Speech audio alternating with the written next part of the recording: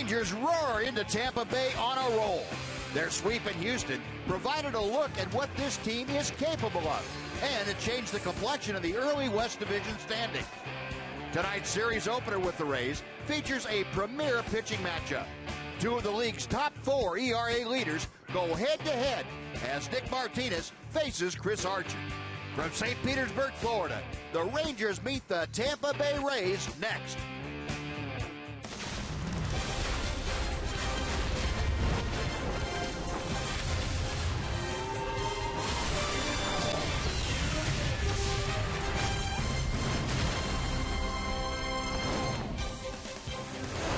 Texas Rangers baseball is presented by AT&T UVerse TV. Yeah, the beautiful sun coast of Florida. It is St. Petersburg, Florida, the dome at the Tropicana Ballpark in downtown St. Pete. Tonight, your Rangers get set to take on the Tampa Bay Rays in the first of 4. And welcome in, everyone, along with Mark McLemore, Steve Busby. Glad you could join us for this evening of Ranger baseball from the great indoors, Tropicana Field in St. Pete. And, Mac, we are going to be treated tonight to a dandy pitching matchup, a couple of young men that can really throw the baseball. Yes, they can, Buzz. And we're going to see two of the best young pitchers in all of baseball. They're in the top 4 in ERA, and they've just been getting it done. Our own Nick Martinez with a microscopic .84 ERA, second in Major League Baseball, against the young Chris Archer, a 1.64 ERA. He's 5th in Major League Baseball, and both of these young men are exciting young pitchers to watch on the rise. They compete with the best of them. They are hungry to win ball games at the big league level, and their ball club playing well behind them. So we'll see how it unfolds in game number 1 here tonight. Now, Delino DeShields back in the lineup. He will patrol center field. We'll be back to tell you more about him and the Rangers right after this on Fox Sports Southwest.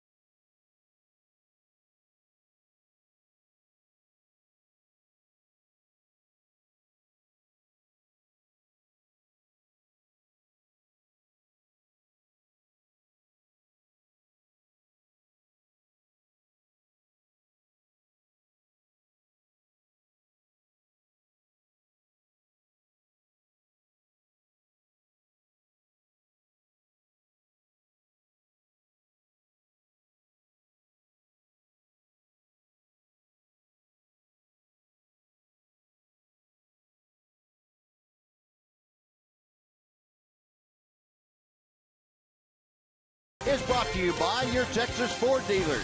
The EcoBoost Challenge is on at your Texas Ford dealer. Get to your best in Texas Ford dealer today. By AT&T UVerse TV. Ubers has more live TV channels on the go than cable.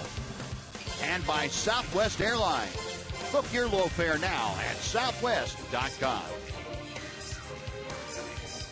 And the crowd filing into Tropicana Field. Rays and Rangers getting set to open up this 4-game weekend series. Before we get things started here tonight, let's sit down and check in with John Radigan. John? Yeah, Buzz, thanks very much. In a game where it could be tough sledding for all hitters against the number 2 and number 3 pitchers in the American League, as far as ERA goes anyway, Elvis Andrus expects to hit. And the reason he does is because he always hits well against Tampa Bay. Second highest opponent's batting average for him. He hits .316. He expects that to continue tonight.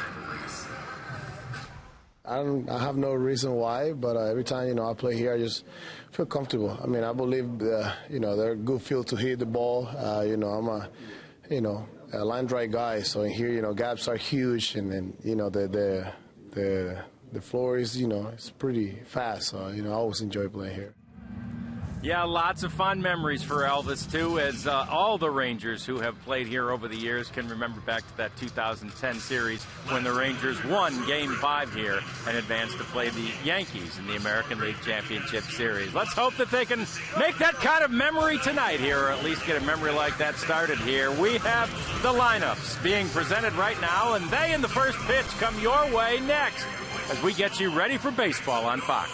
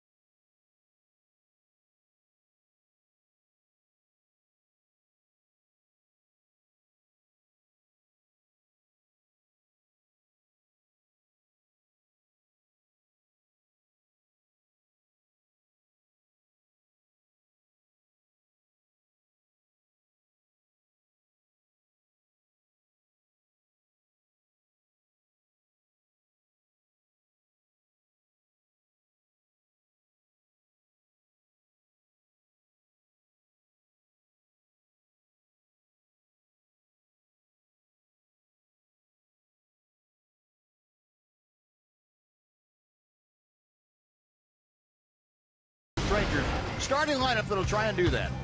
Leading off tonight, Texas Rangers, Shin-Soo Choo in right field. Batting second, Elvis Andrus playing shortstop. The DH today, Prince Fielder in the 3-hole. Adrian Beltre batting cleanup playing third base. Kyle Blanks is at first base, batting fifth. Jose Peguero in left field playing hitting sixth. Robinson Chirinos behind the plate hitting seventh. Rougned Odor at second base batting eighth. And Delino DeShields batting ninth playing center field. And that is the lineup that will face the 26-year-old right-hander Chris Archer. 3-3 in the year, but the third best ERA in the American League. In 6 starts, he has an ERA of 1.64. A lively fastball in the mid-90s, sometimes the upper 90s. A power slider that can touch 90 at times. And he'll mix in an occasional changeup. But he can be overpowering when his stuff is in the strike zone. And he has not had a lot of run support.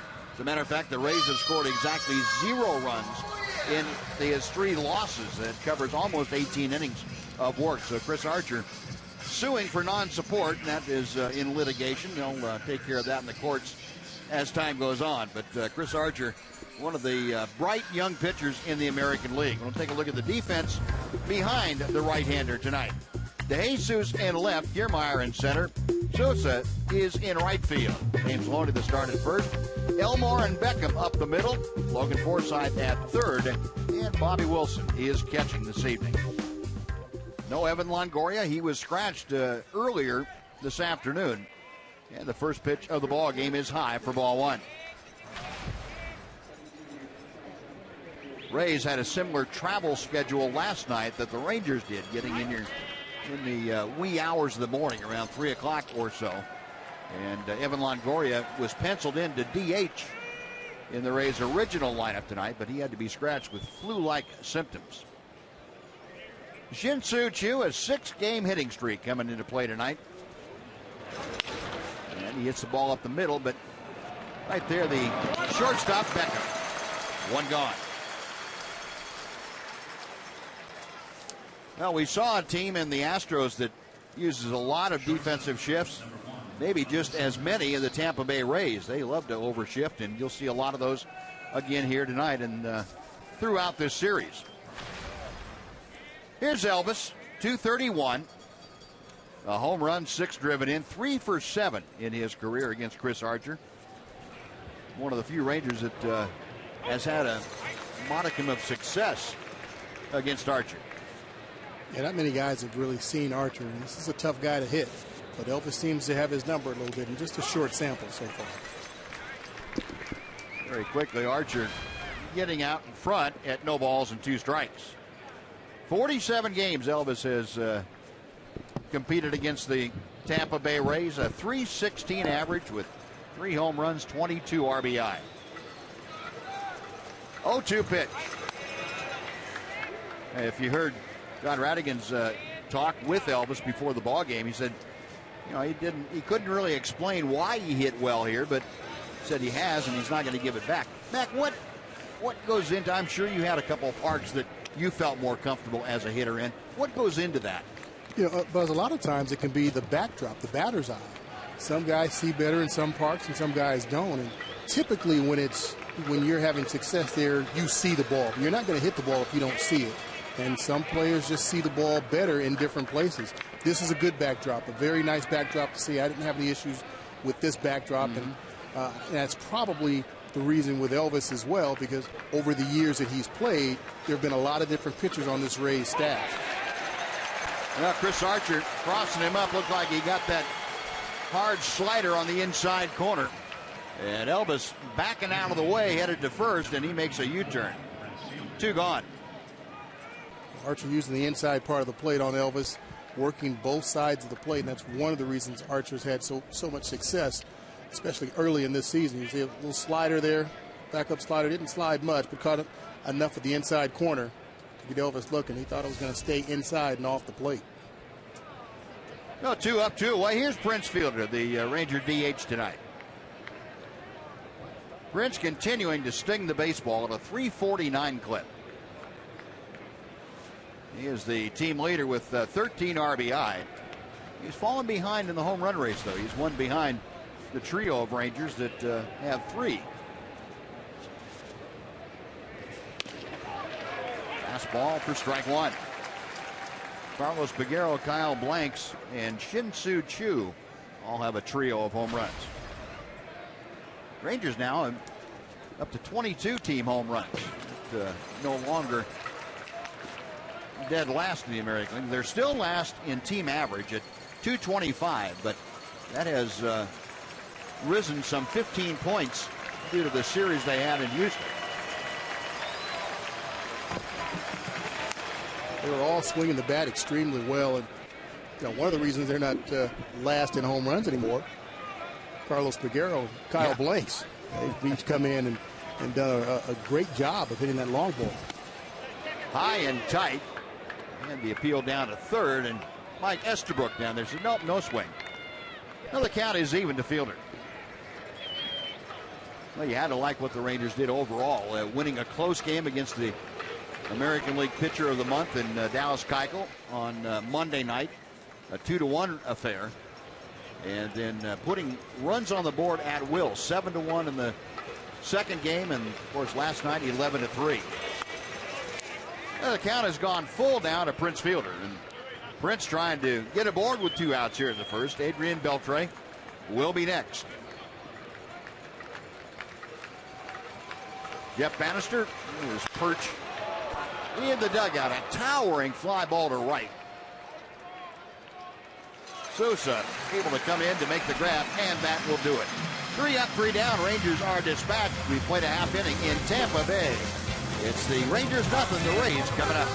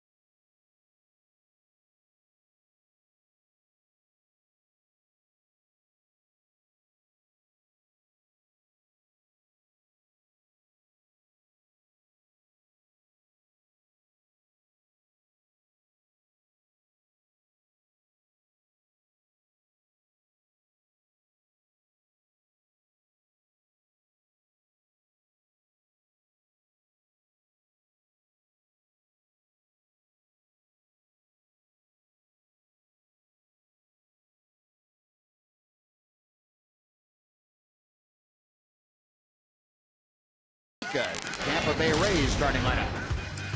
Kevin Kiermaier is in the leadoff, plays center field. Steven Souza Jr. is in right field batting second. James Loney is at first base batting third. Logan Forsythe is playing third base batting fifth. David DeJesus in left. Joey Butler's the DH, and Tim Beckham's the shortstop. Jake Elmore at second, and Bobby Wilson behind the plate. And Nick Martinez going to work with strike 1 to Kevin Kiermaier. Kiermaier, a .268 average, a couple of home runs, and 7 driven in. That's out of play, and just like that, no balls and 2 strikes.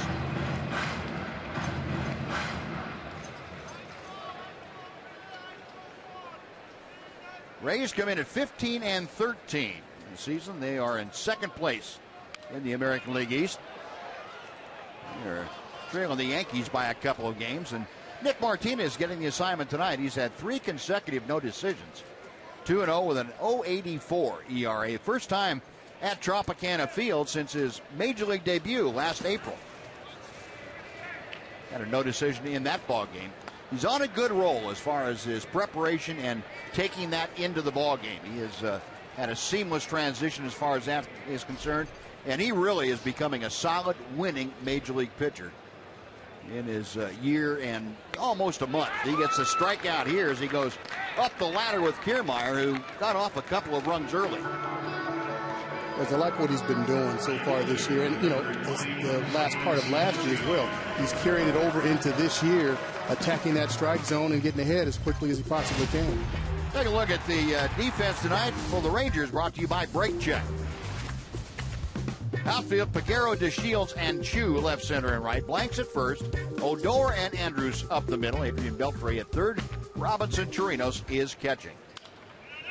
And Steven Souza fouls back that first pitch from Nick Martinez. Souza, young outfielder with 4 home runs in his rookie year. He is among the league leaders for rookies with those 4 home runs and with the 11 RBI. .232 average. Ooh, he got jammed there by Martinez and a little roller to Elvis. You could hear that all over the ballpark. Wow. An echoing thud in the crack of the bat. But I think that's one of the differences with Nick Martinez from this year to last year, early last year. Is if he didn't pitch inside effectively, if he went in there at all, and you see him here, I mean, that's not a strike, but that hitter thinks it's a strike, and sometimes that's what you want. You want that hitter to think it's a strike, even though it's off the plate, and then be able to come back inside again for a strike. So being able to throw it inside for a strike and then off the plate to fool that hitter is what you have to be able to do. And, Mike Maddox isn't preaching anything different than almost every other pitching coach in Major League Baseball has over the last several decades. You've got to pitch inside, but you have to have pitchers that are willing to buy into that. And Nick Martinez has gotten to that point, and he's going to have a quick 1, 2, 3 innings. So a strikeout, a ground out, and a fly out. Nick Martinez sends the Rays down. We played one in St. Petersburg. No score.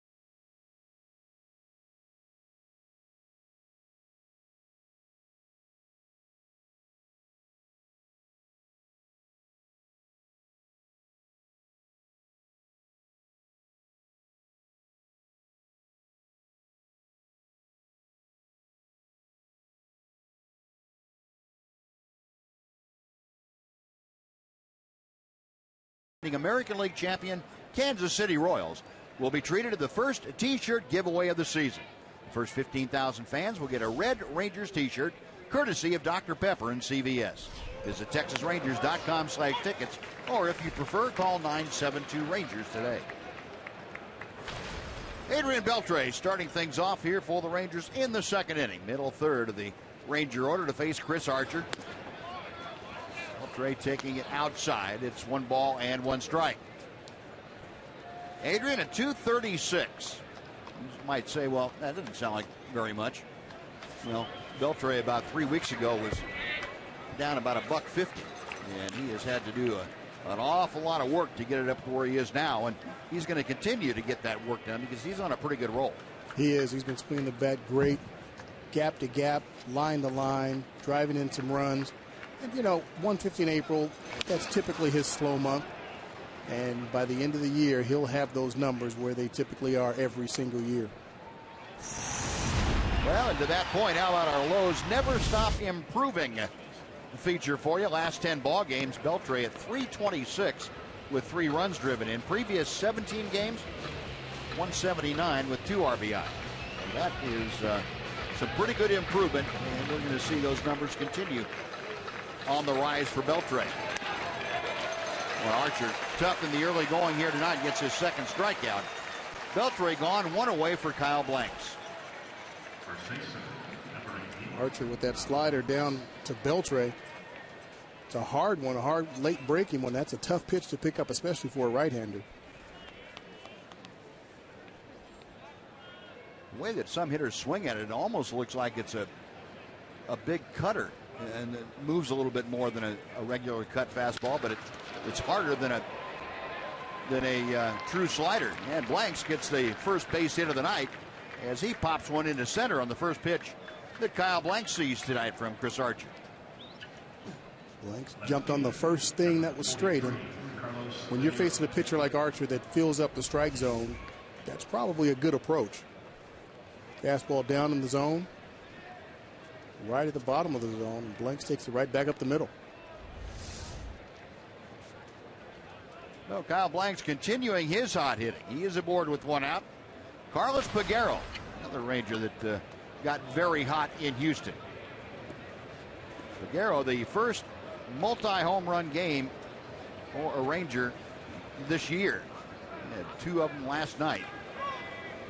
And takes outside for ball 1.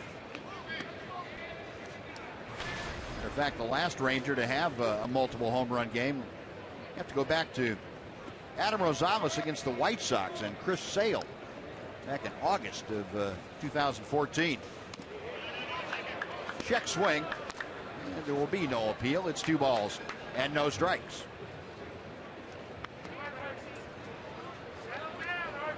For Peguero, the 2 home runs last night, the second time that he has had more than 1 home run in a game in his career. First time since 2011. There's the strike.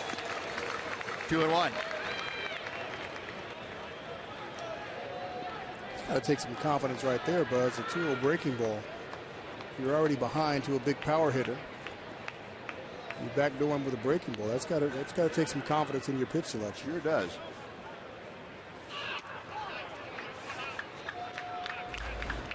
Now our AT&T Universe rewind from last night.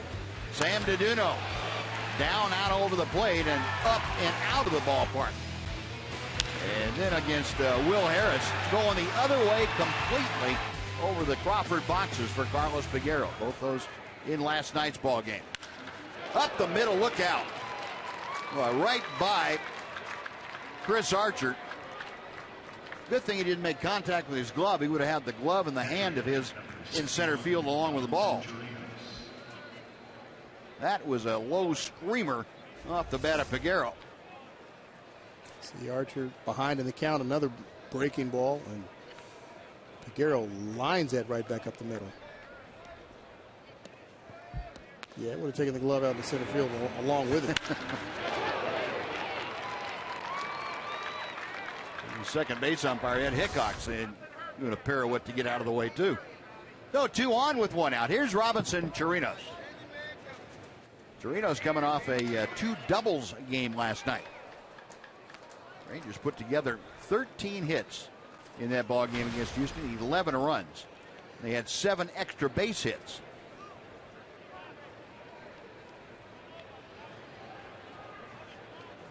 Archer with a 1-0 pitch. A ball and a strike. First opportunity for the Rangers tonight with a runner in scoring position.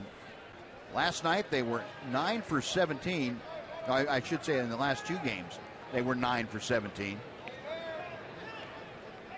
Getting that runner in scoring position average up a little closer to respectability. Well, one thing they've been able to do is they've been able to get runners in scoring position. Mm-hmm. And that's really half the battle. You've got to get guys out there in order for you to drive them in. And they've, over this last 3 games at series in Houston, they drove in a lot of them.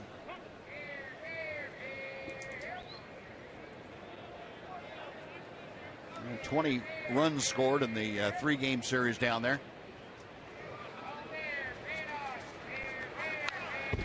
Off the end of the bat, back to the screen, and the count is now even at 2 balls and 2 strikes. You know, Mac, the other thing I like too is they had 3 sacrifice flies in the last couple of nights, and you know that's getting the job done without getting a base hit, but you're scoring the runs, and that's what it's all about. Right. It's, you know, the situational hitting has gotten better. With a runner at third base, less than 2 outs, you've got to drive that run in, and they've been doing a great job, whether it's a sacrifice fly or putting the ball in play on the ground and staying out of a double play. But it's the situational hitting, and they've been tremendous at it the last 3 nights. So a full count to Chirinos. That is the 3rd full count now that Chris Archer has had the first 7 hitters. Got him swinging.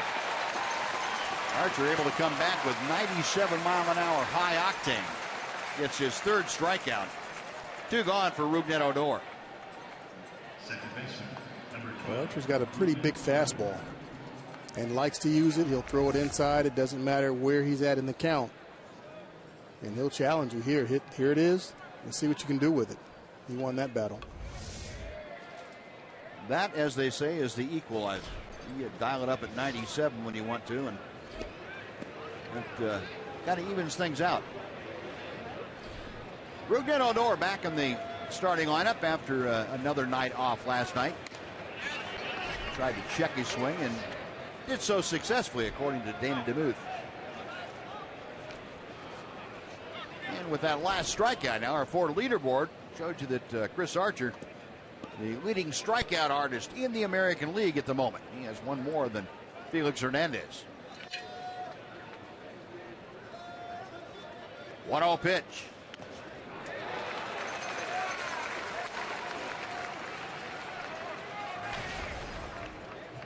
Odor, his last 17 ball games, hitting 130. Has really fallen on hard times. He is driving in some runs. He has 9 RBI.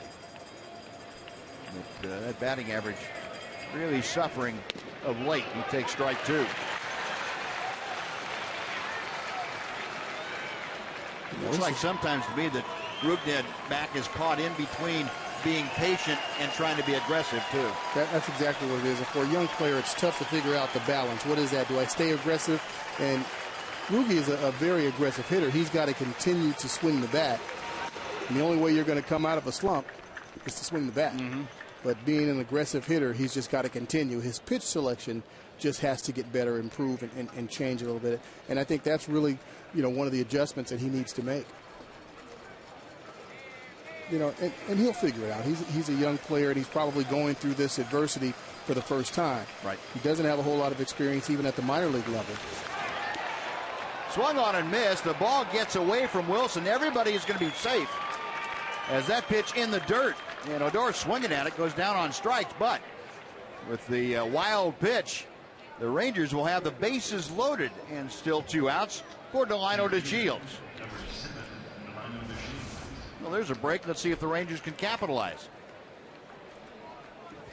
Breaking ball down, bounced, hit the plate. Kicked off Wilson.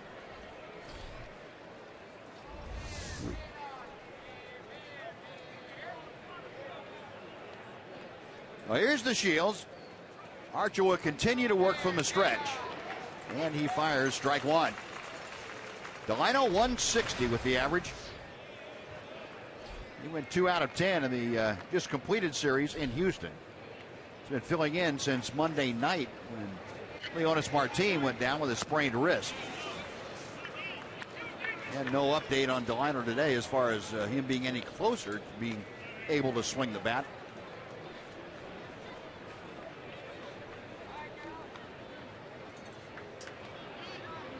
Archer having a long inning.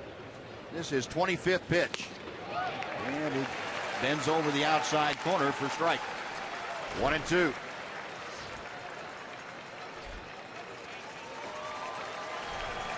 The Shields 1 for 4 with a couple of runs driven in last night. Bases full, 2 outs in the second. Couldn't get him to offer at that slider. 2 balls, 2 strikes. The Shields has put together some pretty good at-bats. Either worked him for a hit or worked him for a walk after falling behind. And he looks like he's putting together a pretty good one right now. The count's back to even.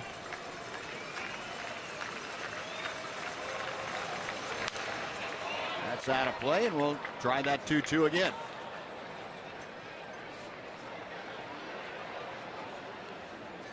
Now, Delino, the Rule 5 draft by the Rangers from the Houston organization, had not played above Double-A.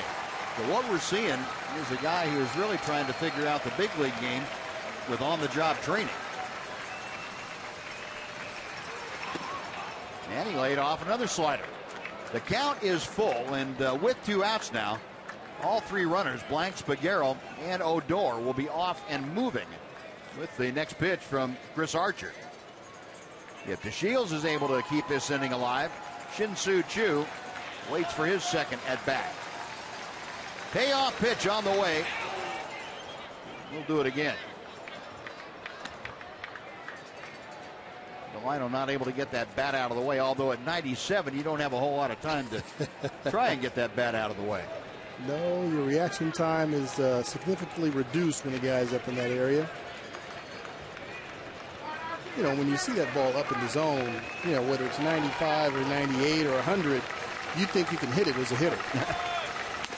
And that is high, ball 4. Delino DeShields draws the bases loaded walk. Blank scores. The Rangers take a 1-0 lead. Great at bat by Delino DeShields. Fell behind to Archer 0-2. Took some pretty tough sliders and ends up with an RBI walk. Well, 2 runs driven in last night for DeShields. 1 more here tonight without a hit this evening. And it sends Shin-Soo Choo back to the plate for his second at bat. Archer unloading his 31st pitch of this second inning. And he misses high for ball 1. Well, I like what the Rangers are doing. They're making him throw strikes. They're getting him in the zone. They're laying off that high pitch for the most part, taking his sliders down in the dirt, and making him get the ball over the plate. Way inside, 2-0. And Wilson's going to go out and have a chat with his 26-year-old right-hander.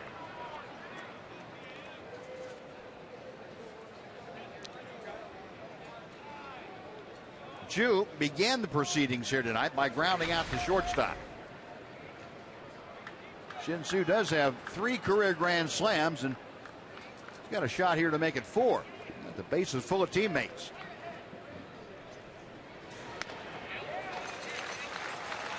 Two and 1.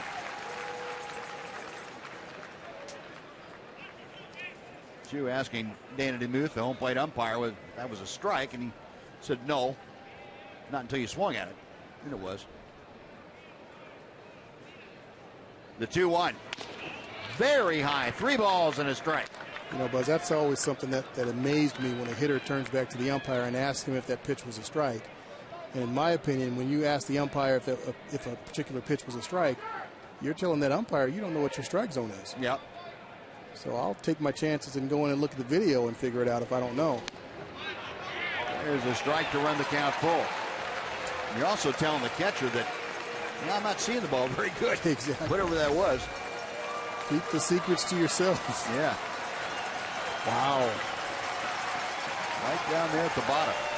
So another full count for Chris Archer.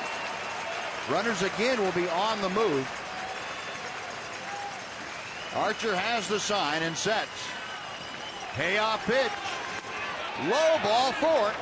He did not swing. The appeal to third. Shin-Soo Choo draws the second consecutive bases loaded walk, and the Rangers lead it 2-0.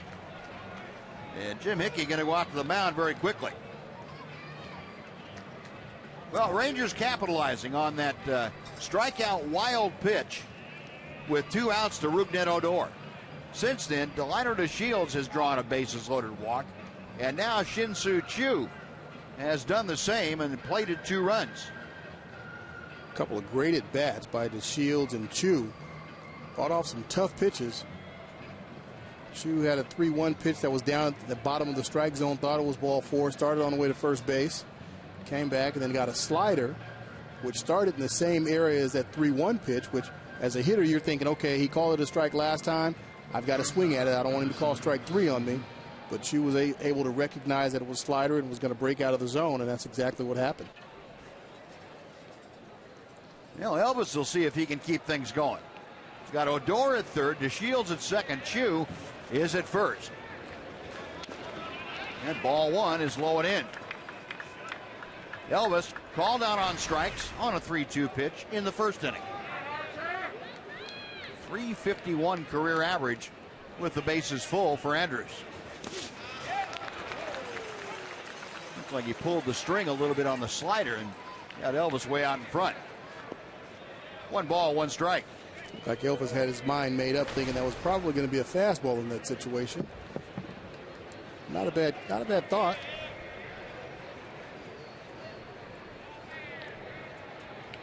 Saw that note on Elvis, at least 1 walk in 5 straight ball games. Base hit to center field. Odor scores. Coming around third to Shields. The throw is offline. He scores. On to third goes Jew. Into second goes Elvis. And the Rangers have done it again. They put a 4 spot on the board in the second, just like last night. Beautiful piece of hitting by Elvis. He got the fastball he was looking for. Didn't try to do too much with it. Just took it right back up the middle. Fastball right down the middle of the plate. Elvis did exactly what he needed to do, right back up the middle of the plate.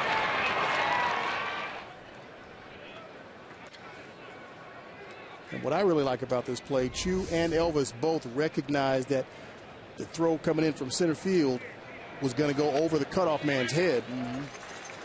And they continued to run. Kiermaier just came up trying to get the runner at the plate, but had no chance of getting Delino to Shields and missed the cutoff man, and now you've got 2 runners in scoring position as opposed to just 1. Very aggressive on the bases.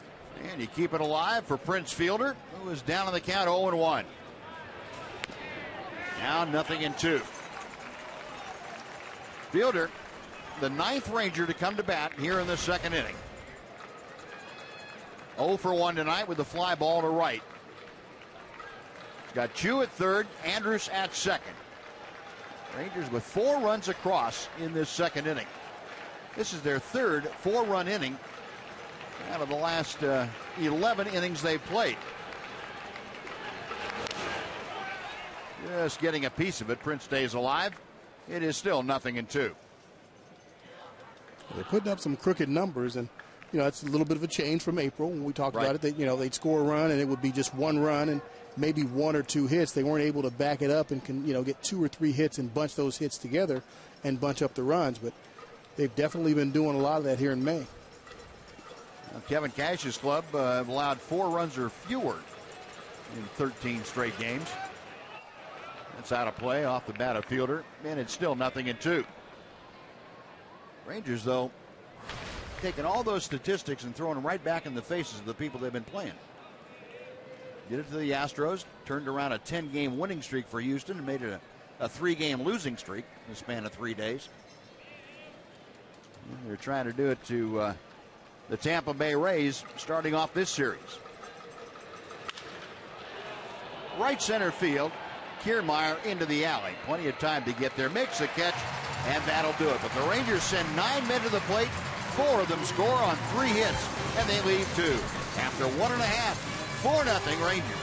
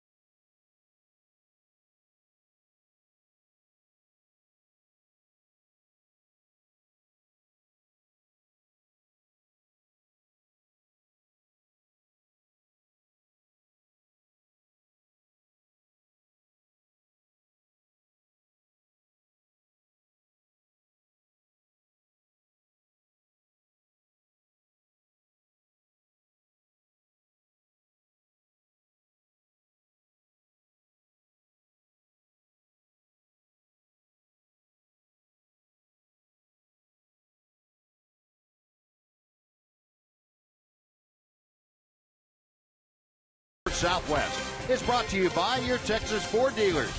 The EcoBoost Challenge is on at your Texas Ford dealer. Get to your best in Texas Ford dealer today. And a beautiful shot out on Tampa Bay into the Gulf of Mexico. Rangers enjoying the sights here inside Tropicana Field as they lead 4-0 after 1.5. Logan Forsythe starting things off in the second against Nick Martinez. That's out of play down the right side, well back into the seats. And the count moves to 0-2. Forsythe having a good year for the Rays, a .301 hitter. 2 home runs, 12 driven in. Getting the start tonight at third base. We mentioned Evan Longoria not in the lineup. Longoria was going to be the DH. Forsythe had been the starting third baseman for tonight all along, but Longoria scratched from even the DH chores as he came down with the flu or flu-like symptoms. 1-2 from Nick.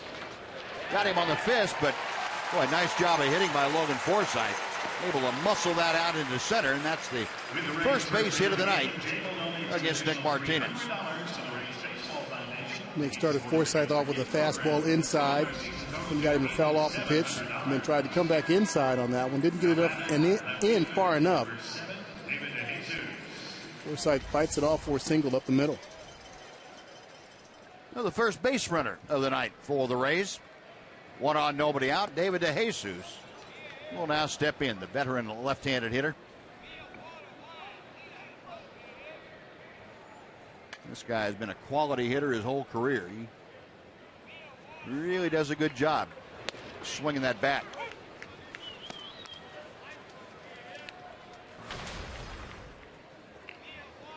DeJesus, a modest 3-game hitting streak coming in. Had a good series. Rays just finished polishing off the Boston Red Sox, and DeJesus was 6 for 10 in the 3-game series up there. 1 ball and 1 strike to count. Along with those 6 hits, he had a couple of RBI and a double to boot.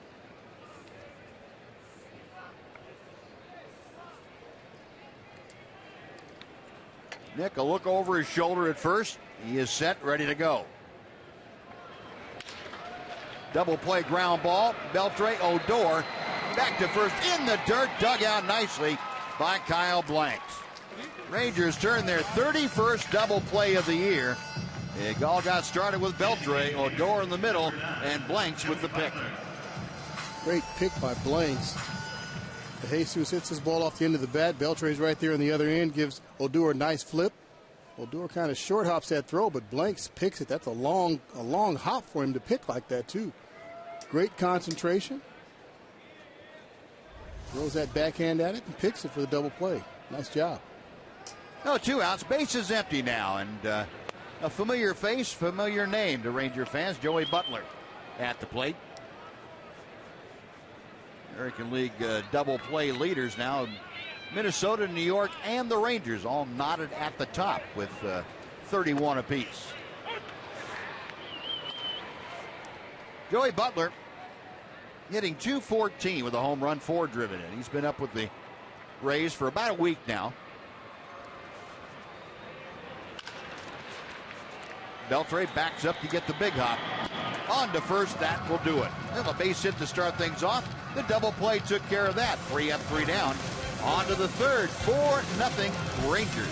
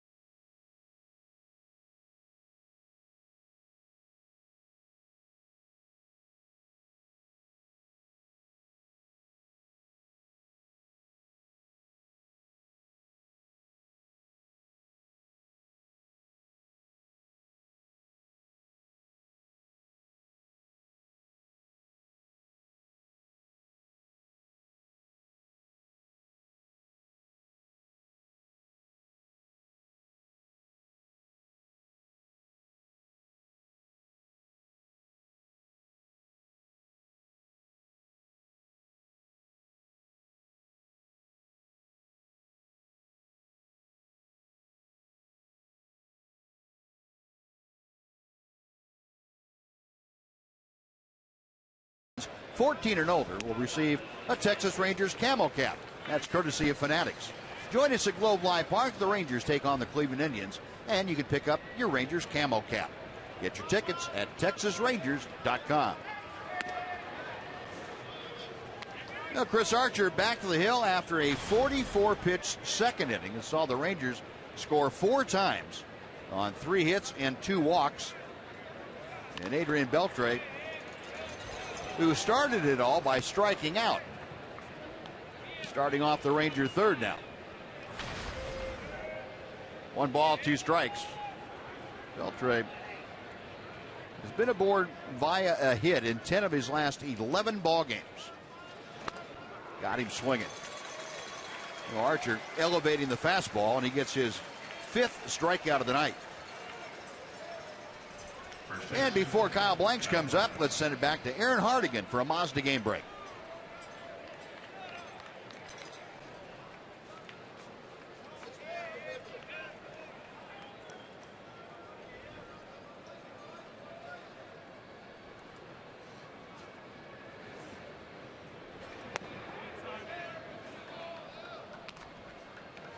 All right, Aaron. Kyle Blanks had a base hit in the second. Takes a slider from Chris Archer. Looked like he might have taken just a little extra off that. Got it over to Blanks. Well, Kyle with that base hit now. The average poaching up to 379. And a swinging strike 2.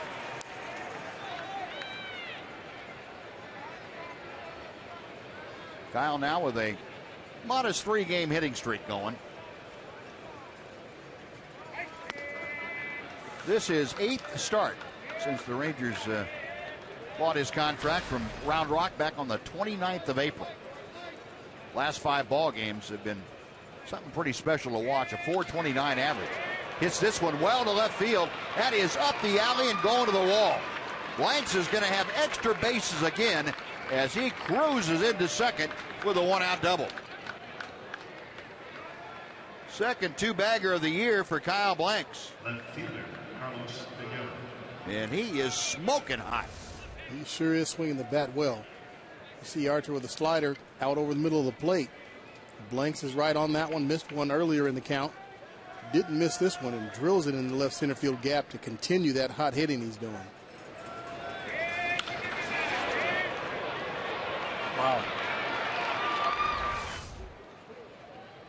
Well, Kyle Blanks 2 for 2 here tonight after a 1 for 5 night last night.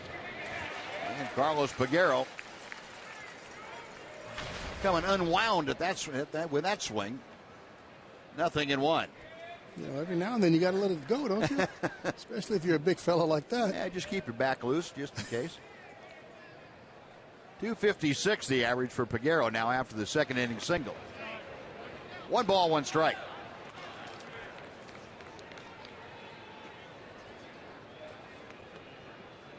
Carlos came up from AAA Round Rock back on the 11th of April. Joined the Rangers at that point. Got off to a real fast start and then suffered through a miserable stretch. Saw him go 0 for 15. And boy, once he's turned it around now, and I guess, Mac, that's probably pretty true of a lot of power hitters, that they're very streaky as far as the type of contact they're making, how often they make contact. Yeah, Buzz, I think you're right. There are very few power hitters that are consistent. I mean, you've got the great ones, you know, Pujols, Adam Jones, those guys, they're pretty consistent and not just hitting home runs. They hit home runs, but they also hit for average. Right. Yeah, Peguero gone with that high fastball, and that's out number 2 to bring up Robinson Chirinos.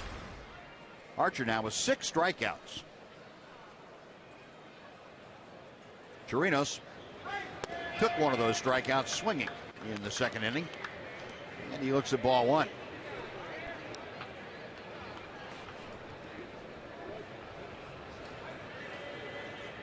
Kyle Blanks getting his lead from second as Archer sets.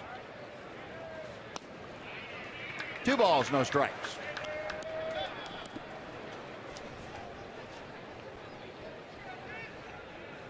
Chris Archer, a North Carolinian,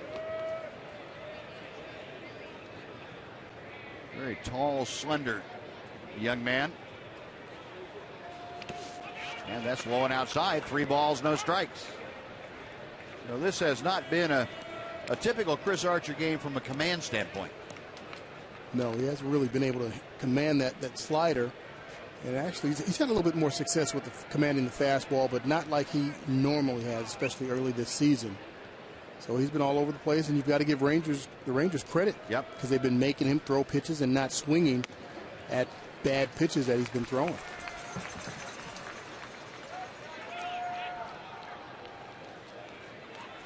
Well, the American League ranks for Chris Archer. Opponent's batting average 176. That's 3rd best. And Robinson Chirinos draws a 2-out walk.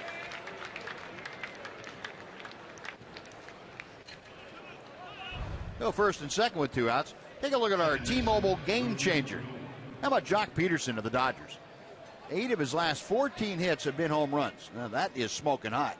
9 home runs this season, tied for the National League lead. And Jock Peterson, boy, when we heard a lot about him in spring training, and that he was going to burst on the scene and have an immediate impact, and he has. No doubt about that. 8 out of 14 hits are home runs. Yes, that's an impact. That's pretty immediate. That's about 3 days worth of work.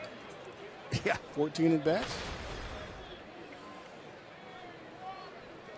Rougned Odor really kept that first inning going, set up a big inning for the Rangers. A strikeout with runners at 1st and 2nd on a pitch in the dirt.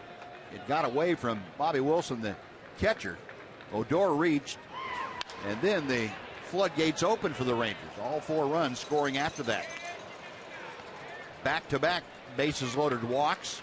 Then the big hit, Elvis Andrus, 2-run single. So if you can have a productive strikeout, that was a productive strikeout.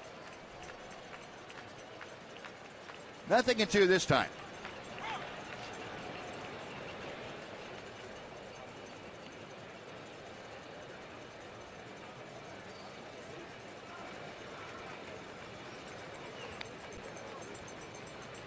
Archer, a brief look back at second. Got him swinging. He struck out the side, did Chris Archer. He gives up a double and a walk, but strands 2. After 2.5, Rangers 4, Rays nothing.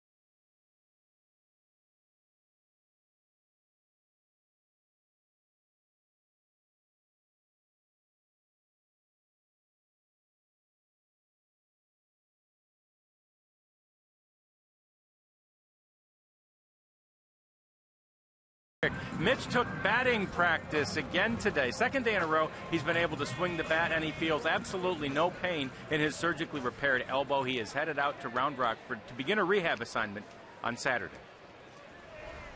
It's on me, whatever I feel like. So, You know, I felt great on everything I've done. I'll probably maybe come up during the game, take a few hacks, and, you know, just trying to build the stamina back up, which it hadn't really changed a whole lot. I feel good. I feel like I can get back out there.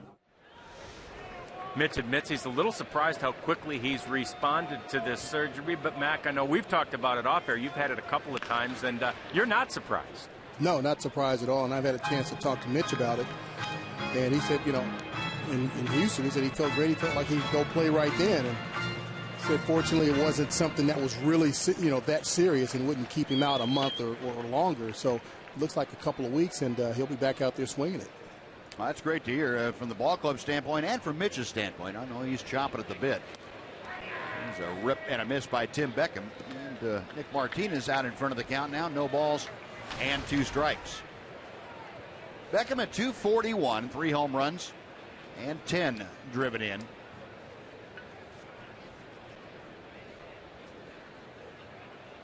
Young man playing shortstop tonight, and Nick Martinez back to him.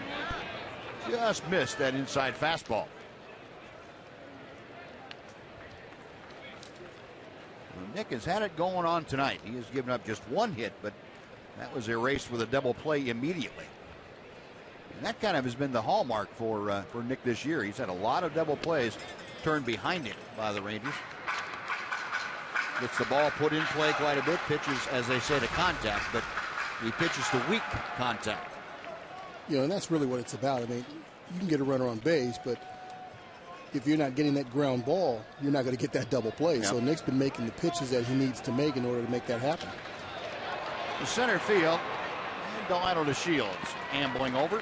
That is out number 1. Next will be Jake Elmore. And let's take a look at our Kubota power stats for the evening. And the subject will be Nick Martinez. Since last August 31st, he's had 11 starts, an ERA of 1.60. That's the 4th lowest ERA among major league starters in that span. 2 earned runs or less in all 11 starts. Now, he gave up 5 runs his last time, but they weren't earned. There were only 2 earned runs. And, boy, Nick, now that is the model of consistency that we're talking about. Yeah, and this is what the Rangers have been looking for all along, is the consistency from start to start. And that doesn't mean he's going to go out there and win every time he goes out there. They just want to have that consistent effort and those consistent results that give the team an opportunity to win every time out. You know, and I like the fact that, you know, he's really doing this under the radar. You really haven't heard a whole lot about him. We have, obviously, because we see him every day. But around the league, I think hitters are starting and teams are starting to realize, hey, this is a quality pitcher that they've got to go out there and really battle when they see him on the mound. You know, it's giving him an opportunity, especially since he's a young guy, it's giving him an opportunity to really learn how to deal with all of it. Elmore into the corner. Peguero goes in to pluck it out, but Elmore in at second with a 1-out double. Oh, Jake Elmore scalding one right down the third base line for 2 bases. Nick trying to get that ball inside. You see Chirino set up in and down and threw it to the glove, but Elmore just got it, got the head of the bat to it, gets it by Beltre down the line. Probably a little bit higher in the zone than he wanted it.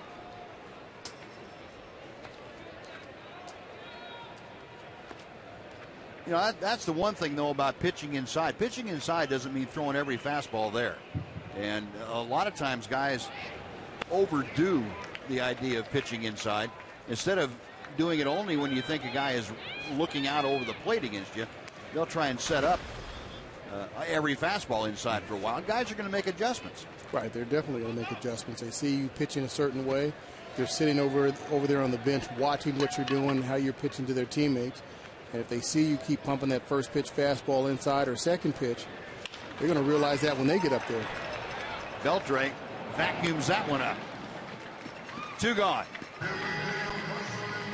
Well, that's just a black hole down there at third base. You know, I mean, whatever goes down there does not escape. No, to me, it's just a batting practice screen over there, a net. Yeah. You hit it over there, okay, done. You just turn around. And he just makes it look so easy. That's not easy. You see all the dirt in front of him that's chewed up. If that ball hits one of those little pieces of dirt that's chewed up, it's going to kick one way or the other. It's going to skip and stay down, or skip and come up, or kick left and right. And to Beltre, everything is smooth. It's like it's all turf. He just picks it clean every single time.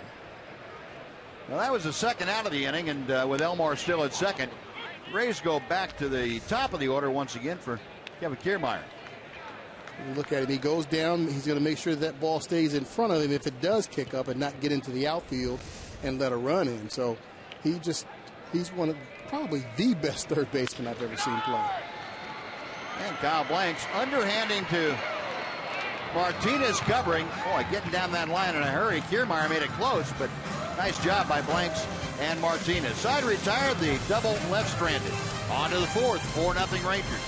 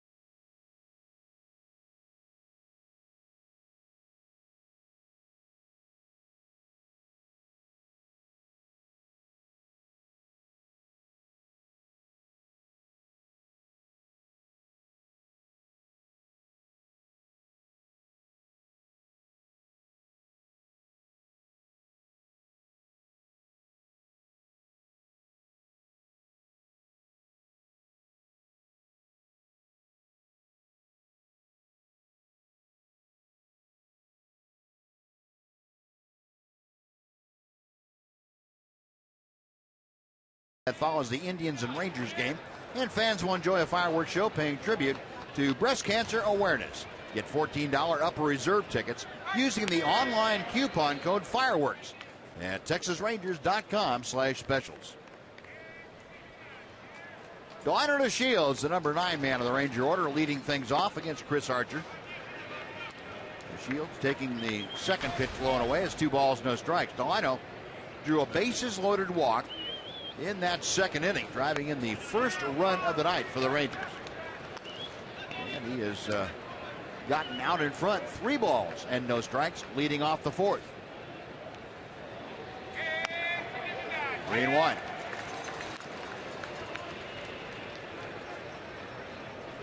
Delino upping his RBI total to 5. And he takes strike 2. Erasmo Ramirez, right-hander who had been up earlier in that second inning, is now up again, and doesn't look like Kevin Cash is going to spend too much more time watching Chris Archer struggle with his command. That for Archer, his 4th walk of the night. It's a leadoff pass for DeShields. And Archer just hasn't been able to find the plate tonight with his fastball or his slider. Initially, it was his slider that he couldn't control, and now it looks like his fastball has abandoned him as well. 86 pitches, as you can see, and just has the 3 innings under his belt with 1 hitter here in the 4th. Shin-Soo Choo takes a strike. Choo, like Delino DeShields, drew a bases-loaded walk in the second. Choo now with 12 runs driven in this year. He is 1 behind team leader Prince Fielder. There goes DeShields. The pitch is outside. The throw is high. And Delino DeShields has his 4th stolen base of the year. He is 4 for 4. Wow, great jump by DeShields. You see him, and he's in full stride by his third step. That's pretty quick.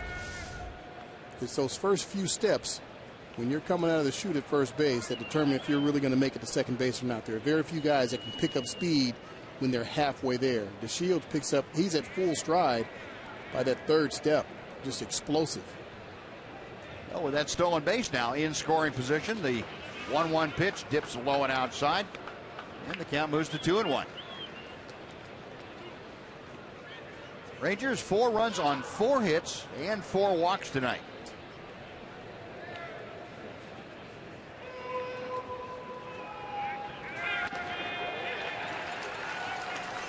The 90th pitch of the night by Chris Archer, and had a little zip on it still. 95-mile-an-hour fastball. Season high tying 4 walks tonight for Archer.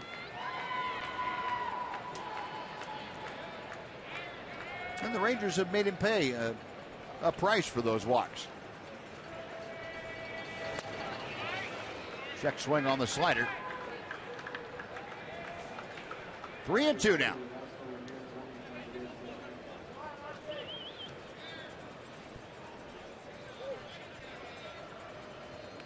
Bobby Wilson flashing the signs at Archer ready. And calls strike 3. Chu got caught in the middle of that too. He wasn't, he was between being patient and being aggressive, and that is going to do it for Chris Archer. His fastball down at the bottom of the zone. Chu was definitely caught in the middle, not, probably looking for a breaking ball, a slider in that situation, but got the 96-mile-an-hour fastball right at the bottom of the zone. That's going to do it for Chris Archer. Erasmo Ramirez coming in, and pitching change underway here at Tropicana Field with the Rangers leading 4-0. We are back after this on Fox Sports Southwest.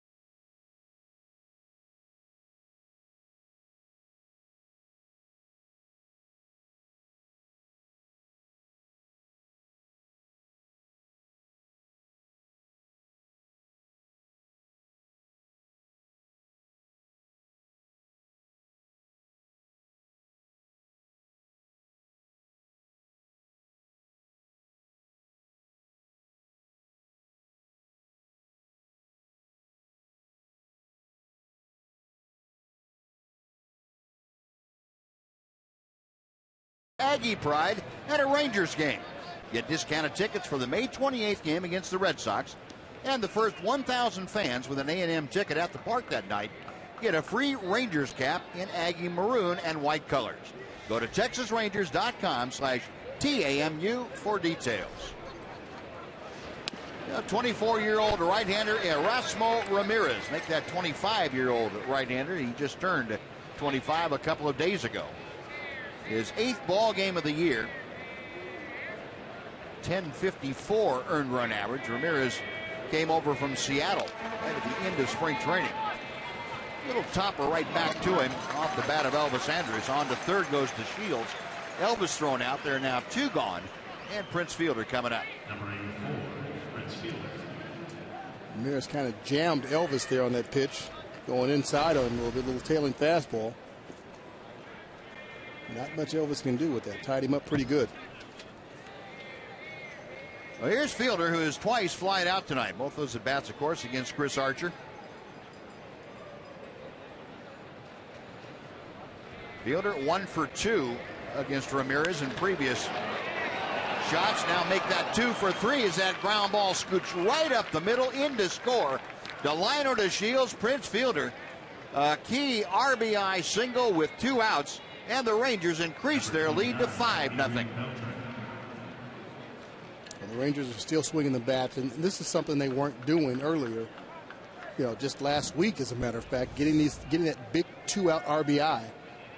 Another big hit in a big situation. Even though it's a 4-run lead and this just pads that lead, you still want to get as many runs as you possibly can. And Fielder beats that shift and drives that ball back up the middle. Well, that closes the book on Chris Archer, the starter in this ball game. All 5 runs are on his ledger. They are all earned. 4 walks, 8 strikeouts in 3 1/3 innings for Chris Archer. Archer came in 3rd lowest ERA in the American League. And Adrian Beltre had a little bit of a hanging breaking ball to work with and couldn't make contact. 0-2. Beltre 3 out of 9 in previous matchups with Erasmo Ramirez.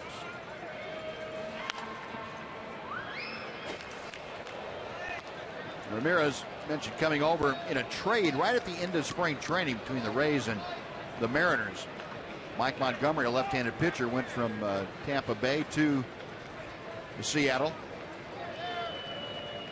Rays tonight, 5 runs allowed for the first time since April 22nd.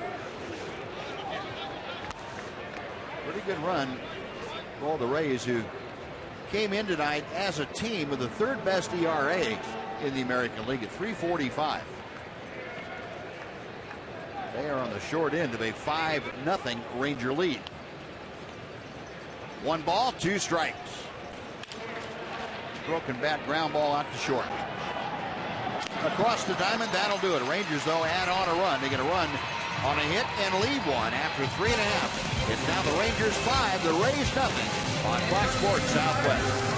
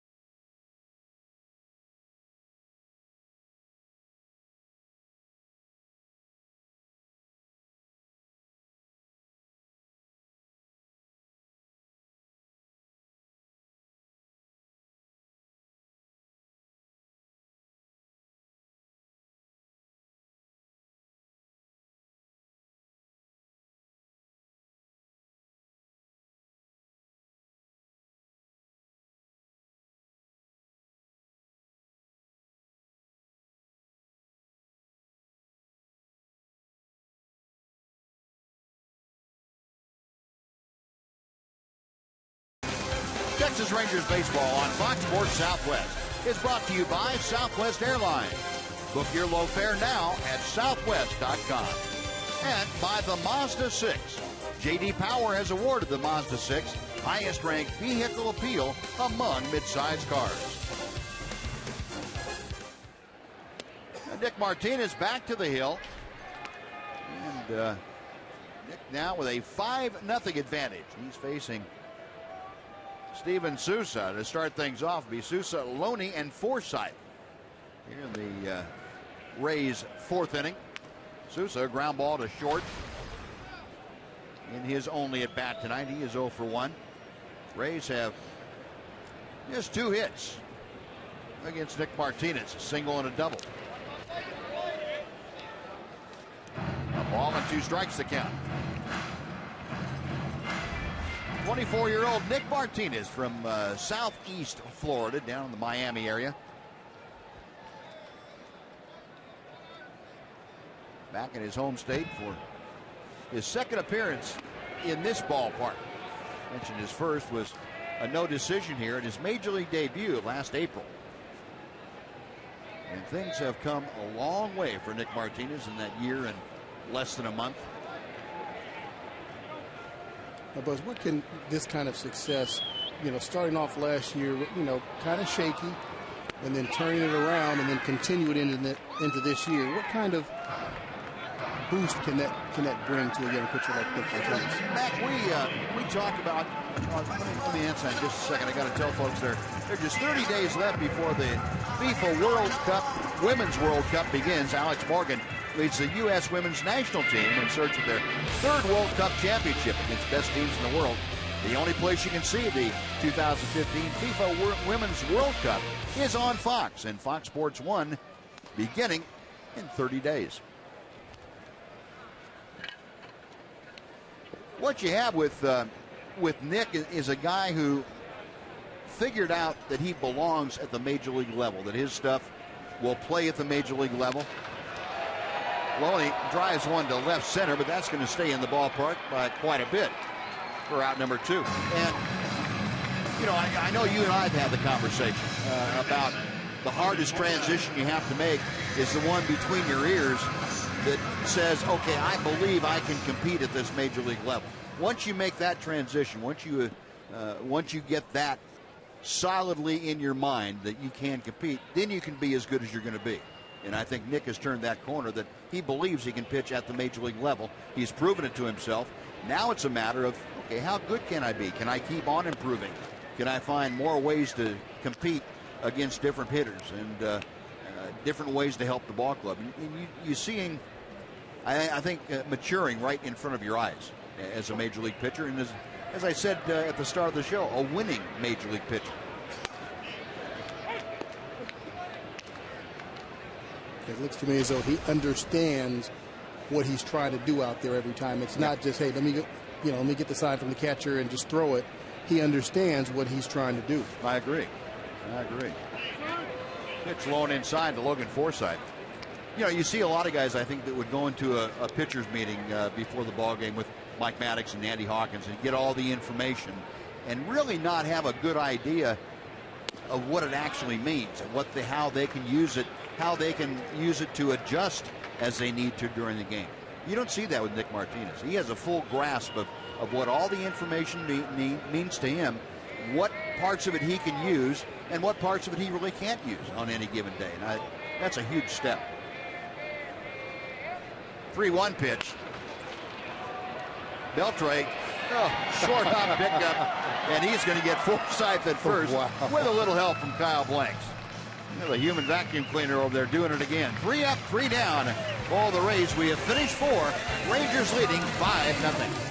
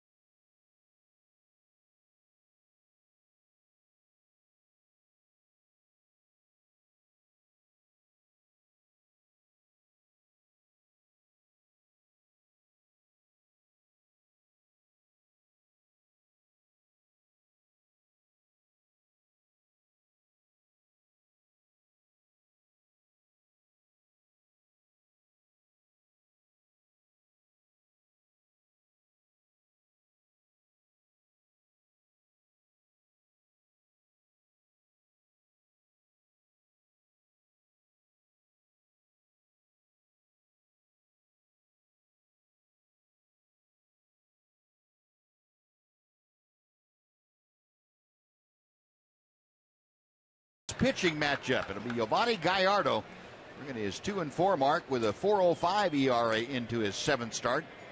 Nathan Carnes on the hill for the Tampa Bay Rays, also his 7th start of the year. 6 o'clock Central Time. Game 2 of the 4-game series coming up tomorrow night. But first of all, Rangers need to deal with the business at hand, and that's how to expand their 5-0 lead that they enjoy over the Rays here tonight. Kyle Blanks leading off in the top of the 5th inning. Blanks 2 for 2 tonight. The season average now at the 400 mark. He has singled and doubled. He has scored a run, and that ball is chopped foul. Erasmo Ramirez came on in the 4th inning, got the final 2 outs, gave up an RBI single to Prince Fielder before he was able to do that. Got him swinging. Down and away, and Kyle Blanks, a strikeout victim. 1 gone for Carlos Peguero. They finally figured out how to get Blanks out. It looks like he kind of got himself out on that one. Swung the pitch down in the zone. And sometimes that's the only way you're going to get a good hitter out. He's going to do it for you. Especially when he's hot. You have to give hitters an awful lot of credit. When they get smoking, it's more their bad than it is the pitcher's good. Gets them out. Peguero tonight 1 for 2. Carlos, a 2nd inning single, came around to score in that frame. Struck out in the 3rd inning.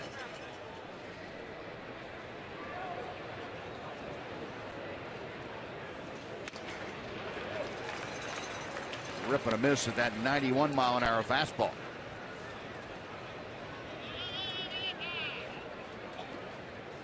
Peguero facing Erasmo Ramirez, basically a sinker changeup kind of pitcher. And he has a dandy change. That was the pitch that struck out Kyle Blanks. In a fresh start with the Rays after being up and down with the Mariners the last several years. 2 balls, 2 strikes.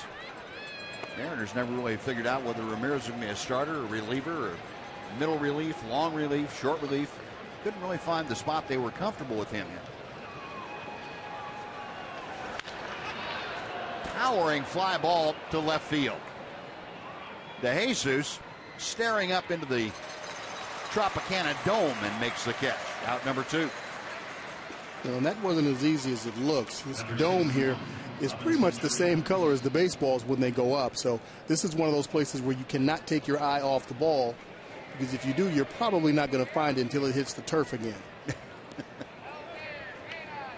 that the Bob Uecker theory of his was catching a knuckleball, and that's catching a fly ball in the dome? You wait till it stops rolling and go over and pick it up? Pretty much. Robinson Chirinos, a strikeout and a walk tonight. 0 for 1, 179 the average. Off the outside corner. 1-1. Rangers 5 runs on 5 hits, but they've had that supplanted also by 4 walks. Shallow right field. And going out is Elmore to make the catch. That'll do it. Rangers out in order for the first time since the 1st inning. We played half the ball game. Rangers leading 5-0 behind Nick Martinez.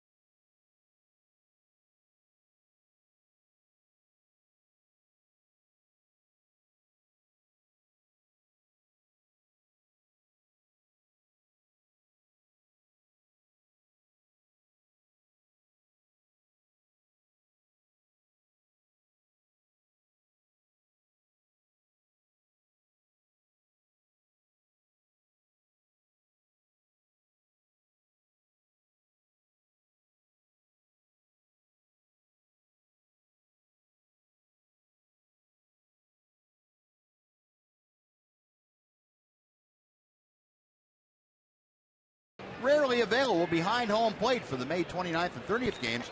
That's against the Boston Red Sox. Visit TexasRangers.com/treasure chest to check out the deals today. Nick Martinez back to work here in the bottom of the 5th inning. He is dealing to David DeJesus, to be followed by Joey Butler and Tim Beckham. DeJesus grounded into a double play his first time up. Pulls that pitch foul. It's 1 ball and 1 strike.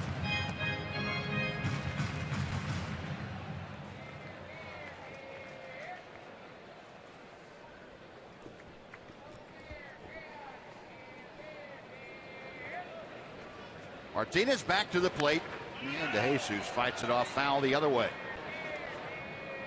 DeJesus, 35 years of age. And he has been around. Came up originally with the Kansas City Royals back in 2003. He has been down here in Tampa Bay since 2013.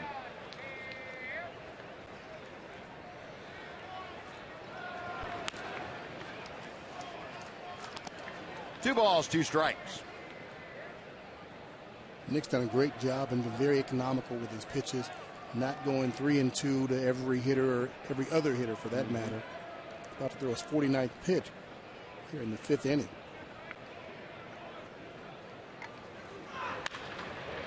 DeJesus turns on it and yanks it foul down the right side. We'll try another 2-2 pitch. DeJesus with 1 home run this year.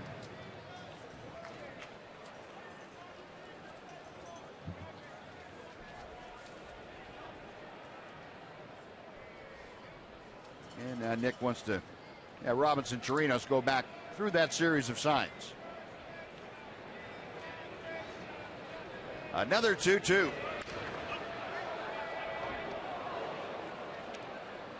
DeJesus, we mentioned with 10 RBI, it's kind of an oddity that he doesn't have an RBI at home this year. They all 10 have come on the road.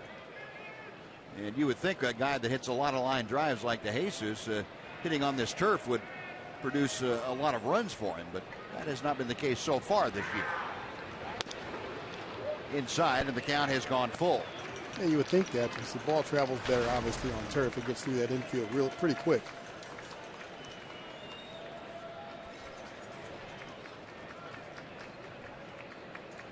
Well, the first full count of the night for Nick Martinez. We'll see how he deals with it. He gets a ground ball by the dive of Beltre into left field. And the Rangers shifted over just a bit so that Beltre was the only player on that side of the infield that had a shot at it. Elvis was shaded over almost up the middle. And DeJesus with the leadoff single is aboard.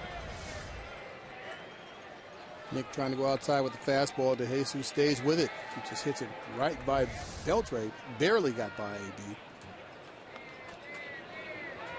Third hit of the night for the Rays.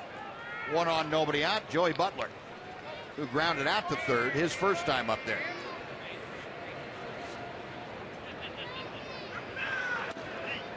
And Butler takes that pitch in at the knees for strike 1.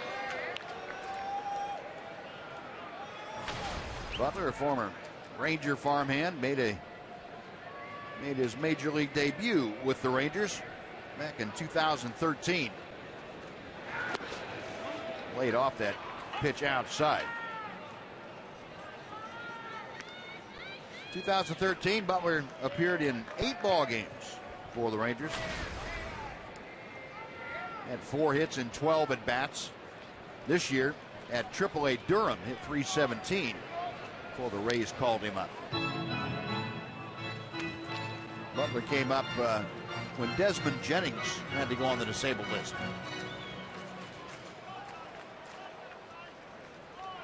Joey had his first major league home run last Monday in Boston. That pitch hangs inside to him. It's 2 balls and a strike. And all of a sudden, Nick losing a little bit of the command of the strike zone. It's you have times like this in the ball game where, for some unknown reason, it just leaves you for a second. And the key question is, how quickly can you get it back?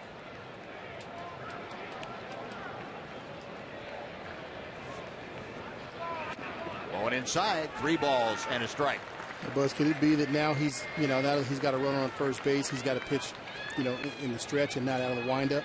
Yeah, he did. He hadn't pitched out of the stretch since the 3rd inning. He'd gone an inning without it. It can be. I don't know that that's necessarily always true, but that could be one of the things in this situation that could get him. Sometimes it's just a mental thing. Sometimes you're trying too hard to do one thing and you can't get it done, and you lose command of the rest of your game. Butler drives one to right center. That's going to be down. And Chu trying to cut it off. He does at the track. Stopping at 3rd is DeJesus. Into 2nd with a ringing double is Joey Butler.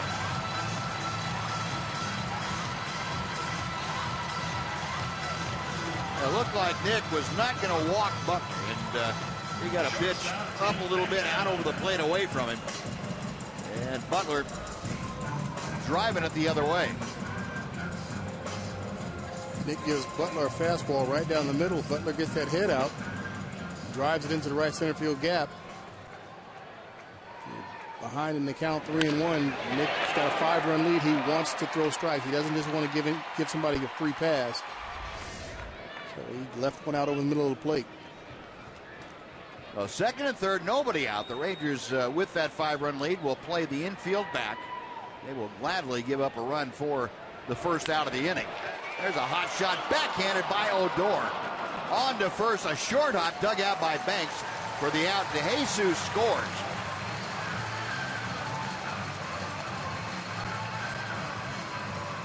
Like home plate umpire Dana DeMuth was putting the ball back in play. That ball was scorched out there, and Odor, a nice backhand to come up with the ball. But the Rays score. It's an RBI on the ground out for Tim Beckham, 5-1 now. Beckham scorches this ball, and Odor right there, nice backhand pickup, and then kind of gets a little lazy on the throw.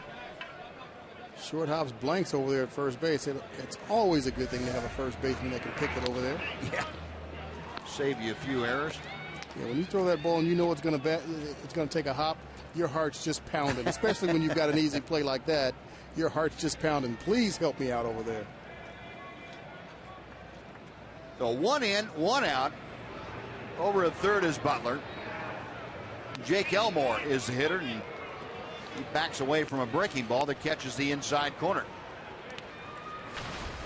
Elmore doubled to left his first time up, right down the line.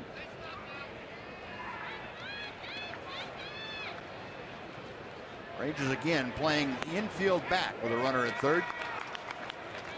And the count moves to 2 balls and a strike. Maybe a step around to the left.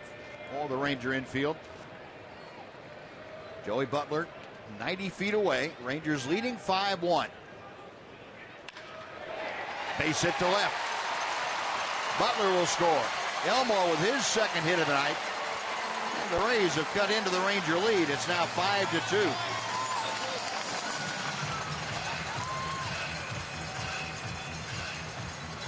And Mike Maddox going to go out there and see if he can get Nick Martinez back on track.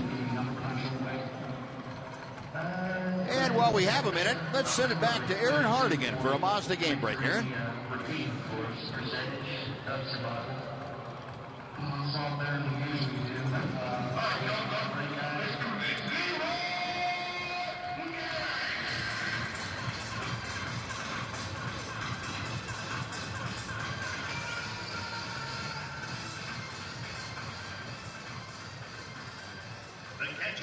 All right, Aaron, thank you.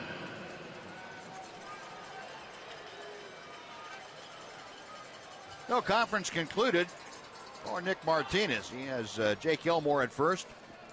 1 out, a couple of runs across here in the 5th inning. He's facing Bobby Wilson, the catcher. Wilson 0 for 1, a ground ball to 3rd. The first pitch is outside, ball 1. Now this is the 5th pitcher in this span where Nick has just had a momentary lapse in his command. There goes a runner first, up the middle by the dive of Odor into center field. Elmore continues around 2nd, And the Rays on the hit and run now have runners at the corners and still just one out. That almost turned into a good thing for the Rangers. Hit and run, the last place you want to hit the ball is right in the middle of the diamond. But they got away with it. Wilson drills this ball up the middle. Odor's going over to cover because Elmore's running on it, hit and run, and just missed that line drive by Wilson up the middle. So 4 hits in the inning. First and third, the top of the order, Kevin Kiermaier is at the plate. Kiermaier has struck out and grounded out.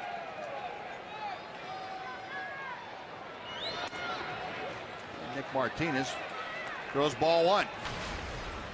Kiermaier, a tough guy to double up.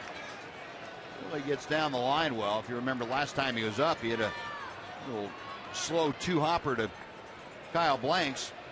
Nick Martinez had his hands full trying to beat him over to the bag to cover. And Nick struggling right now.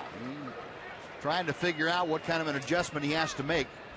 Get his release point right. He has fallen behind 2 balls, no strikes. Got Elmore at third, Wilson at first. 2-0 pitch to Kiermaier.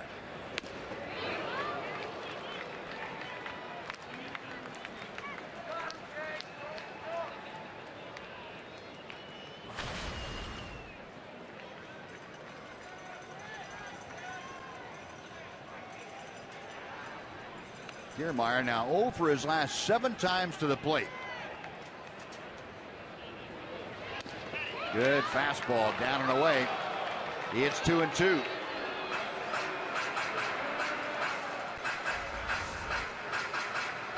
Martinez trying to go down and away at the bottom of the zone. And the Fox pitch tracker got him right there, just nipping it. That's about as close as you can get.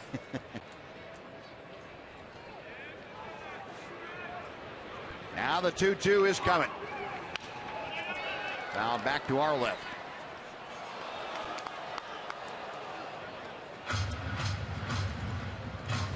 Nick now approaching 25 pitches in this inning. This is the first real trouble spot. A speed bump, if you will, on the night. He's given up a couple of runs, trying to limit the damage here.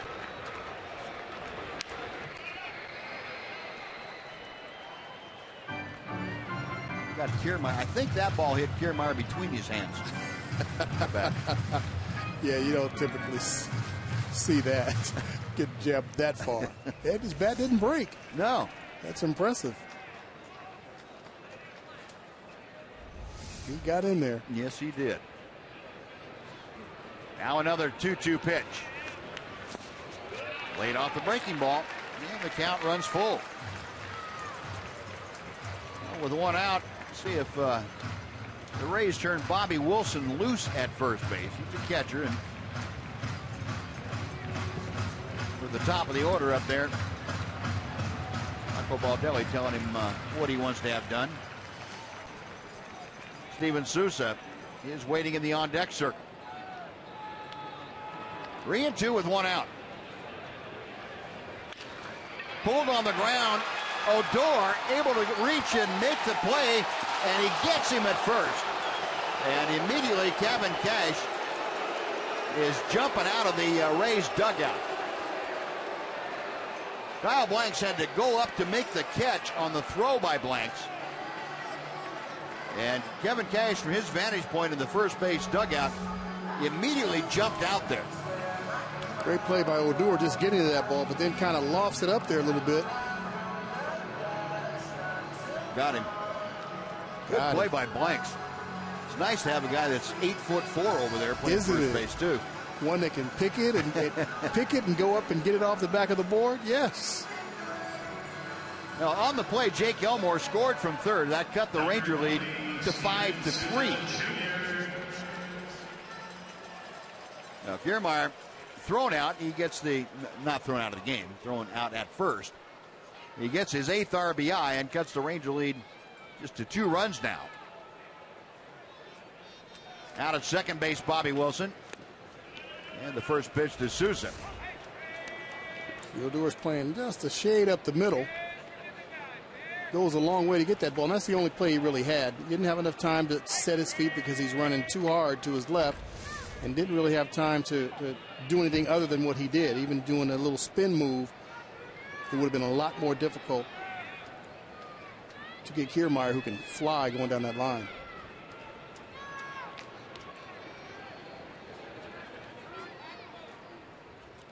Now the 1-0 pitch. Chop that one foul. 1 ball and 1 strike to Sousa. See the pitch totals jumping out at you in this 5th inning.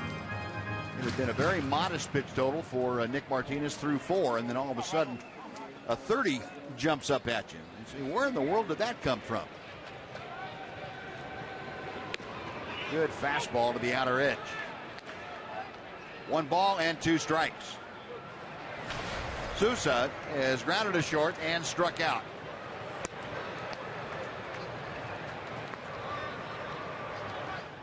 That double-barreled action going down in the Ranger pen just in case. And Sousa fouls it away.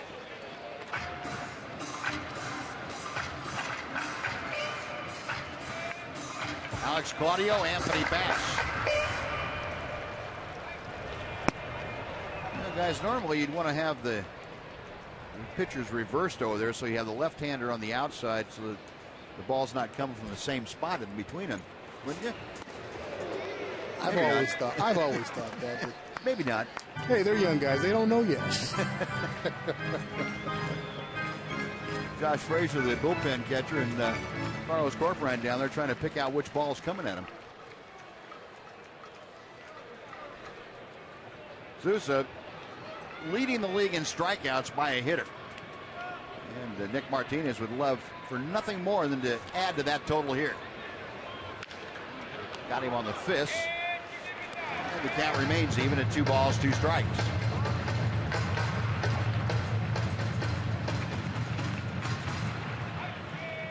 So the Rays put together 4 hits in the inning. They have scored 3 times. They'll have Bobby Wilson out at second base with 2 outs.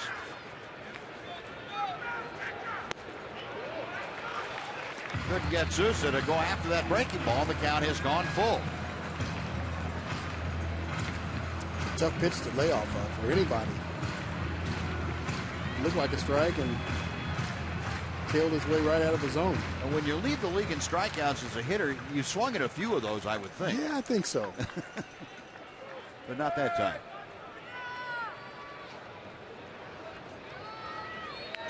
Nick studied the signs, has the one he wants. Payoff pitch is on the way. Inside, ball 4. And that puts 2 runners aboard with James Loney coming up.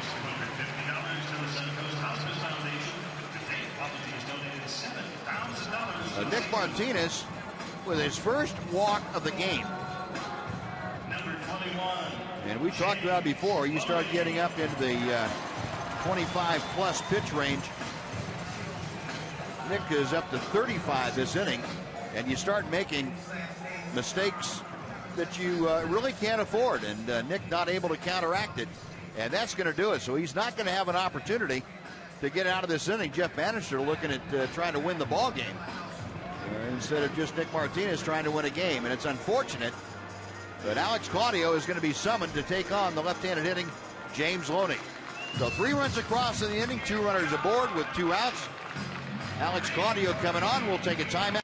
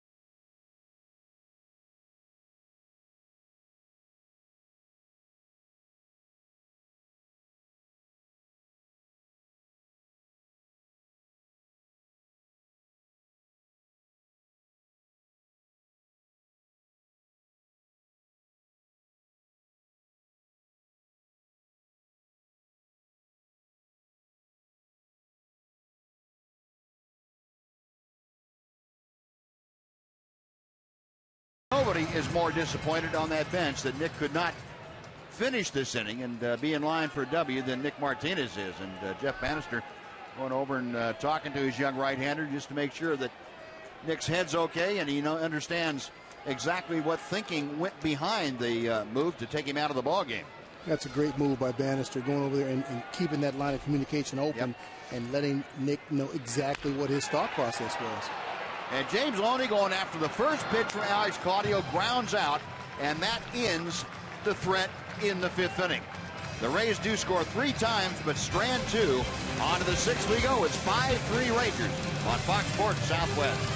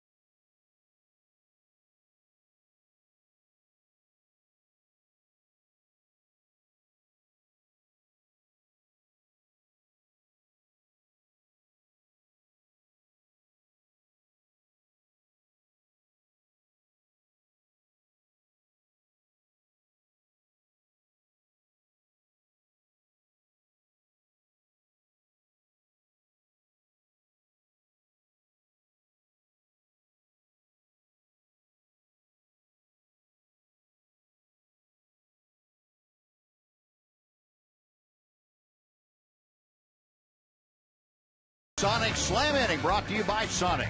Tonight's jackpot is worth $500 and dinner for 2 at Sonic Drive-In. Tonight, the Rangers are hitting for Kathy Rowan from Longview. And if a Ranger hits a grand slam during the inning, Kathy Rowan from Longview will win $25,000. You can register at any participating Sonic restaurants. Now, the Ranger lead has been eroded a bit. It is 5-3 Texas. Ned Odor leading off the Sonic Slam inning. The Rangers 6th, and he looks at strike 1. Odor a couple of strikeouts tonight, although he did reach on one of the strikeouts on a wild pitch. Came around to score. Rugned. Well, we mentioned last time about being caught in between. It looks like he's really scuffling with that right now. That's not a typical Rugned Odor swing. 1-2. No, it was good. I like the fact that he squared around whether he was actually going to put the bunt down or not. A lot of times when you're struggling, not seeing the ball, swinging and missing it, pitches by a long way, when you square around the bunt, you focus on the ball and actually focus and not just see it. So didn't help this at bat, but it could be, could be a sign of things to come. And this really has been what has gotten Rugned of late. That off-speed pitch down, and most of them have come in. That was down in the middle of the changeup. 3rd strikeout for Odor tonight. 2nd for Erasmo Ramirez. 1 gone, and Delano DeShields takes a strike. DeShields has walked both times up tonight, and he has scored both times he has been on. Had a stolen base, also has had an RBI. 1 ball, 1 strike. Shields has been able to show with that why the Rangers drafted him as a Rule 5 draft. That speed of his. He got on base, and he did the same thing last night and again tonight. Continued that inning. A couple of great at bats, ended up with walks. Playing a great center field, going left and right and in and even back on balls, and making some pretty good plays out there. 3 balls and a strike. The Shields hitting at number 9 slot for the Rangers tonight. Ramirez back to him. And a chopper foul that will fill the count.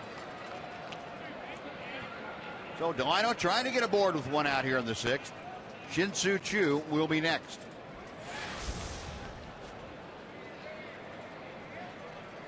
Rangers 5 runs on 5 hits, no errors. The Rays 3 runs, 6 hits, and no errors.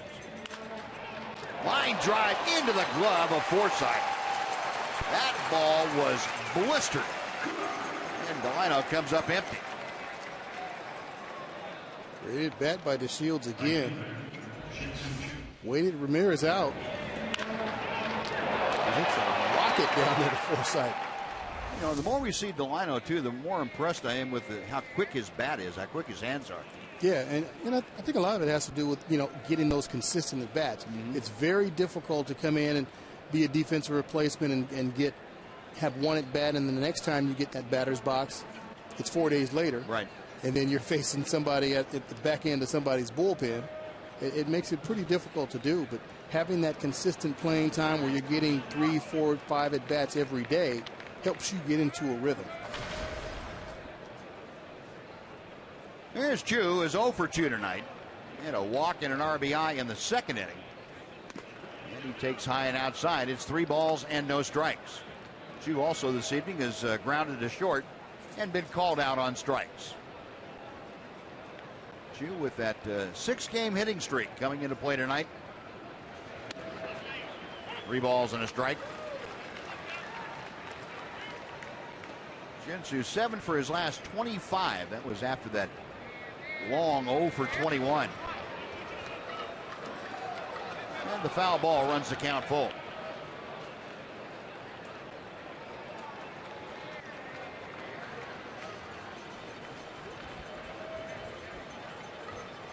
Ramirez kind of standing side saddle on the mound, goes into the wind and gets the foul ball.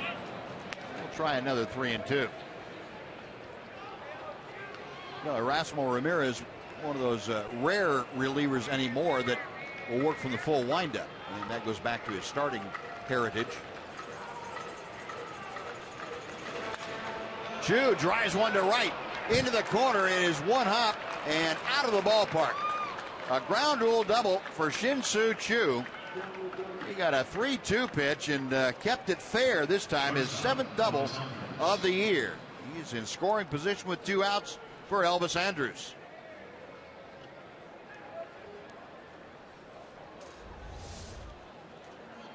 Three-two count. Choo gets fastball out of the middle of the plate and hooks it down the right field line. Keeps that ball fair. I like it. Another guy heating up for this Rangers ball club.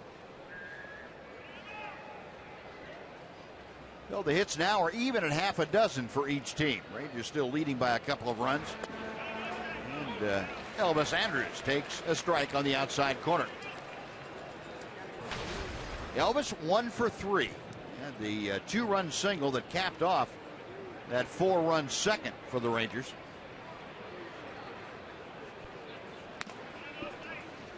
Elvis now with 8 runs driven in this year.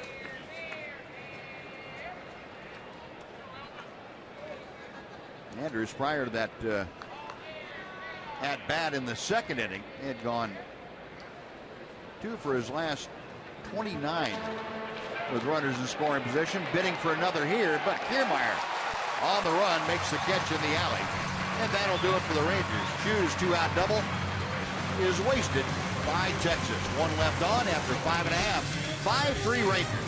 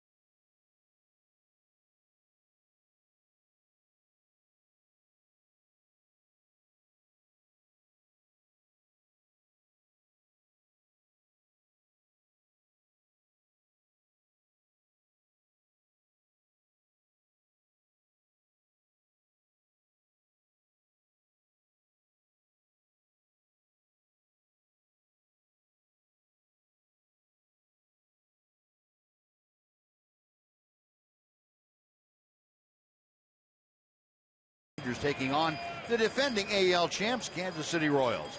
Come on out to Globe Life Park and enjoy ballpark hot dogs for just $1 each. Visit TexasRangers.com for tickets, or you can call 972-RANGERS if you prefer. Alex Claudio back to the hill through one pitch to get out of the 5th inning. And now he will face Logan Forsythe to start off the 6th inning. Forsythe, the number 4 hitter in the Rays batting order, looks at that big breaking ball that comes in the back door. Forsythe, a single in the 2nd, rounded out to 3rd in the 4th.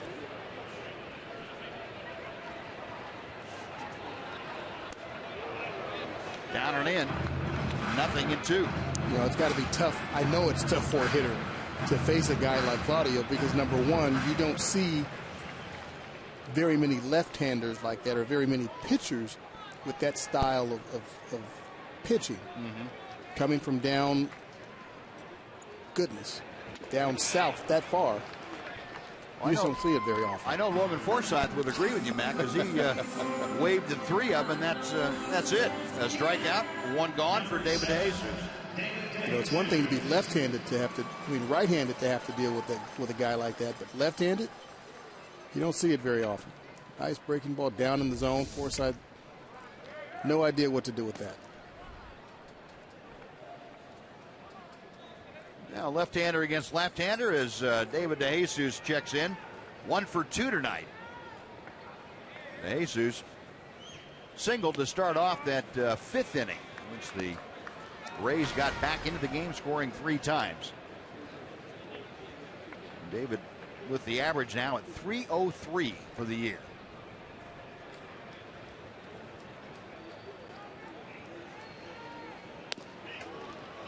A strike there, and things are even at 1-1.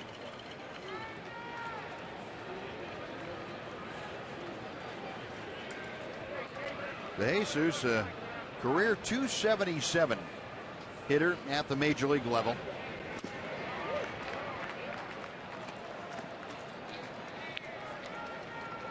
Mentioned he came up with Kansas City back in 2003 and spent 9 years there. Then went to Oakland, a couple years in Chicago with the Cubs, and now down to Tampa Bay, where he has found a home the last couple of years. That is inside. The count now is 3 balls and a strike. Now DeJesus hitting 5th in the order. He'll be followed by the designated hitter, Joey Butler.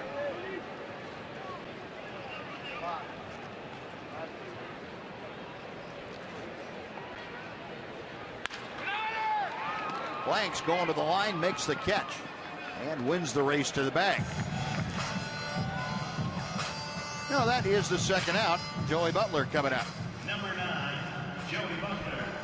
Let's take a look at our players to watch on the DraftKings front. You can go to DraftKings.com and enter the promo code D-Town. D. Gordon tonight, a little later on at San Francisco. Nick Martinez, you saw Nick, 4 2/3 innings here against the Rays. Colin McHugh tonight against the Angels out in Anaheim, and Jacoby Ellsbury tonight 2 for 3 with a run scored for the Yankees. Here's Butler, who has doubled and grounded out. Scored a run after he doubled in the 5th inning.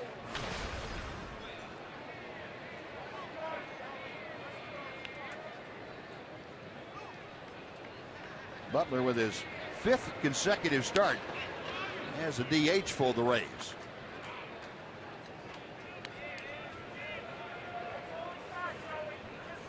He did some damage with a home run and 4 RBI in the Boston series. Ooh, there's that changeup that floats in. Butler thought he waited long enough for it, but pretty good cut on it. But he was still out in front of it.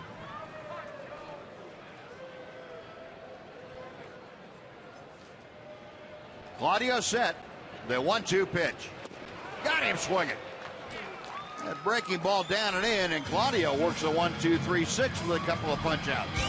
We'll move on to the 7th inning. Rangers leading 5-3 on Fox Sports Southwest.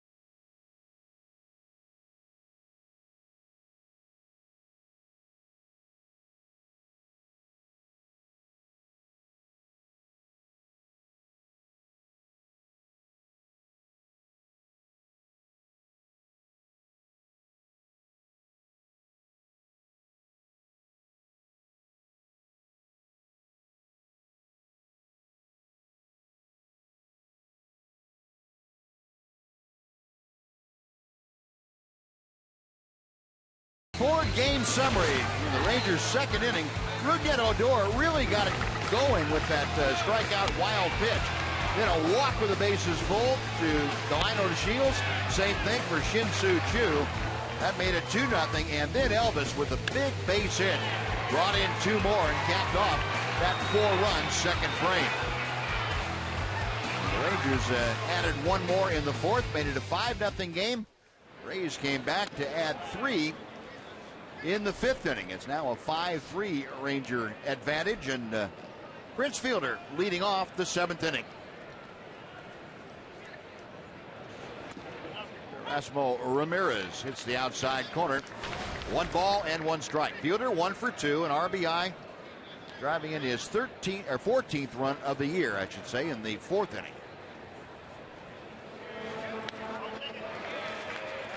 Kind of a half-hearted swing. You thought it'd be a good idea. Said, no, about halfway through, I don't want to do that. Too late. I hate those. Probably hate it worse when you put it in play weekly, don't you? Yes, you're right. Got him swinging. Ramirez, excellent change of pace, and the fielder is gone. That for Ramirez, his 3rd strikeout. 1 away for Adrian Beltre. Folks, tonight on Fox Sports Live, complete coverage from the night of Major League Baseball. Also, NHL playoff highlights and first-round results from the Players' Championship.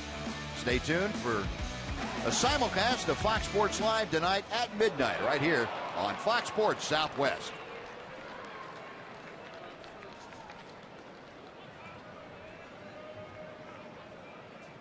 Adrian Beltre going to reach on the error charge to the shortstop, or the 3rd baseman, I should say, Logan Forsythe.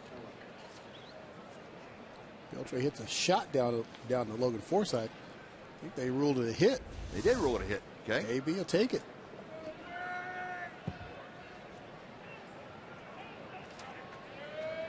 Well, Beltre with his first hit of the night. He is aboard, and here's Kyle Blanks, who is 2 for 3.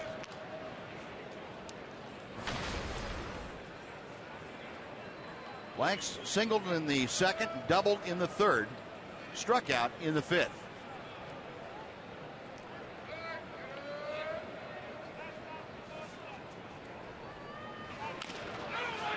Ouch. Ooh. That's painful. And you know the guys that do that. Did guys wear those back when you were pitching? Yeah, the guys that really did it a lot. I mean, to the point where they were breaking their ankles. But most guys didn't. Now, what did that say to you when a guy had that on? Oh, they were getting sinkers down there all day long. I just wanted to see if he cured himself. Got rid of that bad habit? Yeah. Yeah. That tells you if they've got it on, they didn't. The 3rd, the 2nd for 1, the return not in time. Thanks. Able to leg out the return part of that, the back end of that double play. Beltre retired at 2nd on the force play. 1 on, 2 out now for Carlos Peguero. You know what else you get a look at this attempted double play. Watch Beltre go into second base. That's how you go into second base, trying to take out a second baseman or shortstop. Nice, clean, went over the bag a little bit, didn't come in and try to roll or way out of the baseline. But Blanks did a great job getting down that line. What else used to be a big tip-off for me, Max, I see a hitter come up there and his stance would be slightly more open or more closed than it was before. Mm-hmm. Guy comes up with a little bit of an open stance. I'm going right inside because he's been getting jammed. He had to open that front side up. Where a guy closes his stance up a little bit, he's having trouble hitting the ball away from him. So he's getting it out there all day long, just to make sure that he's cured his problem. Trying to help him out a little bit, aren't you? Yeah, I get it.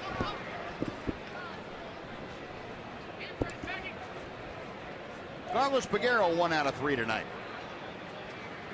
He singled and scored in that 2nd inning. And Kyle Blanks at first base with 2 outs here in the 7th. A big rip and a 2-1 pitch now.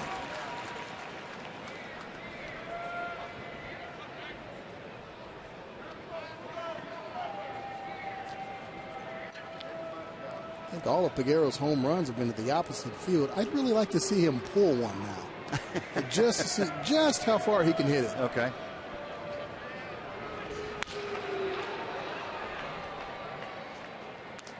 Well, I would bet it could go a pretty good distance. Just a guess, wild guess at it. Just pulling that out of the air. Yeah. After seeing that one he hit last night about 3/4 of the way up the facade in left field at Minute Maid. You don't see many right-handers hit it up there. No, when you've got some pop to go the other way like most right-handers do when they pull it, that's some serious pop right there. Yeah.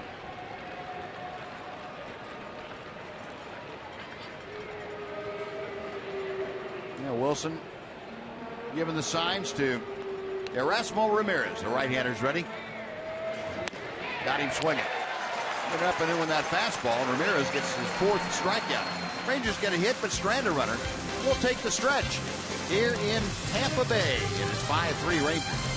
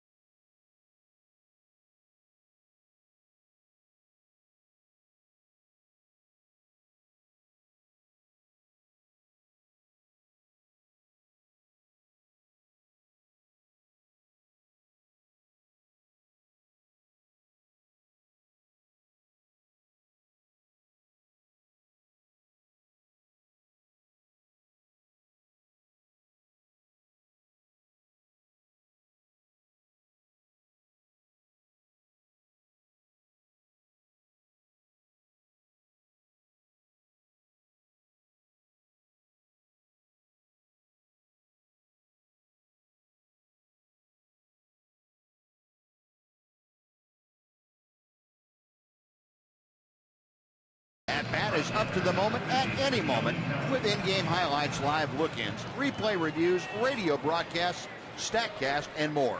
Get MLB.com at-bat for your smartphone or tablet. Well, the Rangers with a 5-3 advantage, and Keone Kela has come out of the Ranger bullpen to take over here in the bottom of the 7th. Oh, Kela replacing Alex Claudio, who worked a perfect 4 outs, an inning and a third tonight with a couple of strikeouts. Kela goes to work and fires a knee-high strike to Tim Beckham. Numbers for Keone right at the top of appearances in the American League. This is 15th of the year. He's 2-1, 2 holes and a 2.08 earned run average. And he gets the breaking ball in. 0-2. Kela, the 22-year-old. He has been exposed to a lot of big-time situations here in his first month and a week of big league competition. Weekly tap down to first, and Kyle Blanks takes it to the bag. Beckham retired, and Jake Elmore will be next. Let's send it back to Aaron Hardigan for a Mazda game break.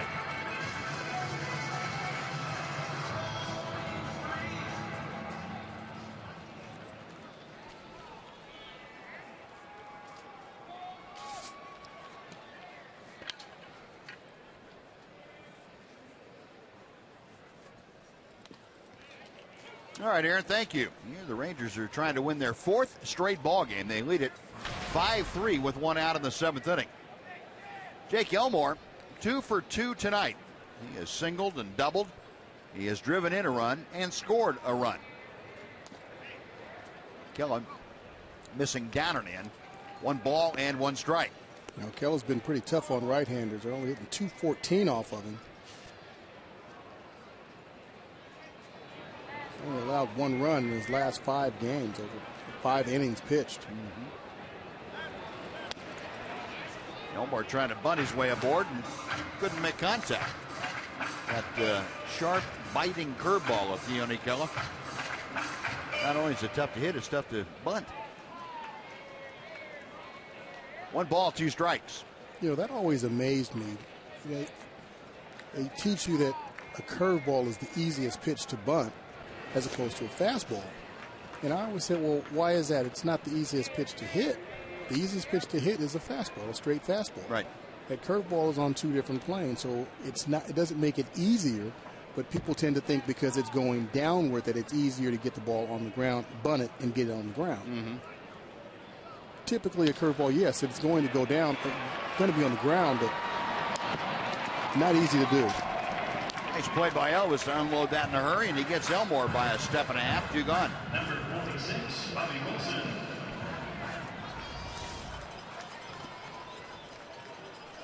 Elmore chops this one, and on this turf, you never know. Elvis knows he's got to get to it and get rid of it as quickly as possible. You see, he does it all in a couple of steps. He actually starts his throw before he gets it, so it's all one nice, smooth motion. And I love the way Elvis has been playing defense the last week or so. Yeah, Elvis leading the Rangers in defense, and they have played much, much better. Bobby Wilson, the catcher, a single and 2 trips. And Keone just missing with that one. 1 ball, 1 strike. Now back to your point about bunting, Mac. I always thought that a hard slider was the toughest pitch to bunt and bunt effectively for most guys. A slider, if it's going away from you. Right, if it's going away for sure. Right. But you know, for me, anything that's moving is tough to bunt. Sure. If it's tough, if it's tough to hit, then it's going to be tough to bunt. You know, the toughest thing for me, and typically I think, is a high fastball at the top of the strike zone. That's the one you've got to be, you know, it's tough to get on top of and make sure that you get it down and keep it fair. Probably pretty difficult to discipline yourself not to bunt at that ball, too, when you see it. It is. It takes a lot of work in the cage, bunting, knowing what you can handle, making sure your bat angle is right, making sure that your bat's not too far behind the plate, so if you bunt it, it's going to go foul. There are a lot of things that go into it. Now Keone Kela buzzes one right by Bobby Wilson. And Keone has a 1-2-3 inning with a strikeout. We're going to the 8th inning in St. Petersburg.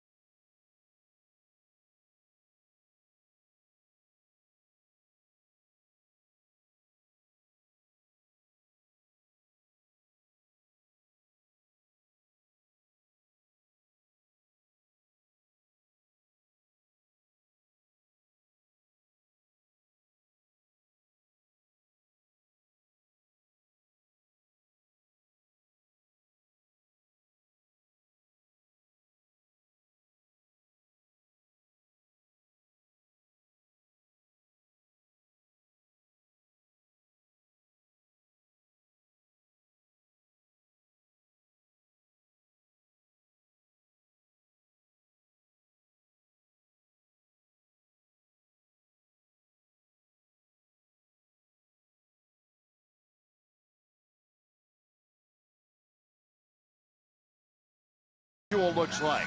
This is the first of 4 here over the weekend in Tampa Bay, and then the Rangers come on home next Monday.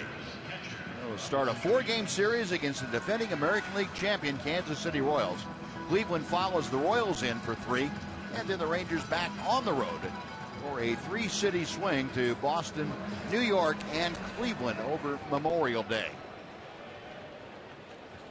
The Rangers dugout has loosened up quite a bit in the last 4 days. A lot more smiles. A lot better production will do that for you. And Ernesto Frieri has come out of the Rays pen to take over. Frieri, a very familiar face to Ranger hitters over the years, especially when he was with the Los Angeles Angels. This was not one of Ernesto's favorite teams to face. No, he's helped a lot of guys' averages over here, that's for sure. And I don't know what it is. I mean, he's been a pretty effective pitcher against most teams, except when he pitches against the Rangers.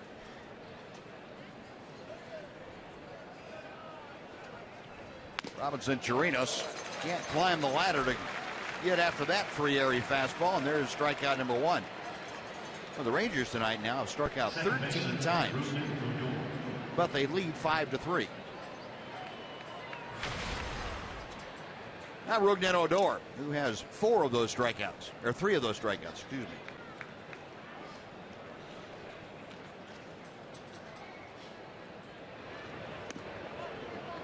Off speed, just off the plate.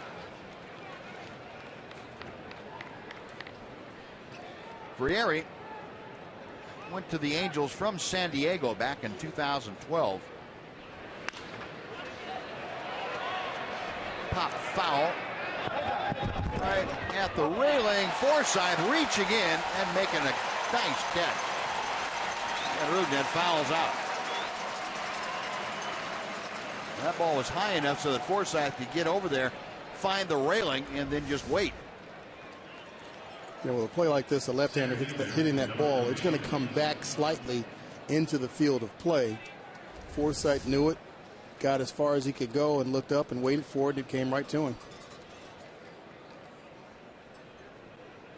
Well, that is out number 2, and now Delino DeShields steps in. Frieri drops that slider in for strike 1.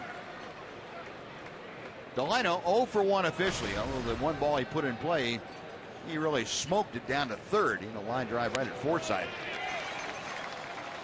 Nothing in 2 the count. Delino has walked a couple times, scored 2 runs, driven in a run with one of those walks, also has a stolen base. The 0-2 pitch.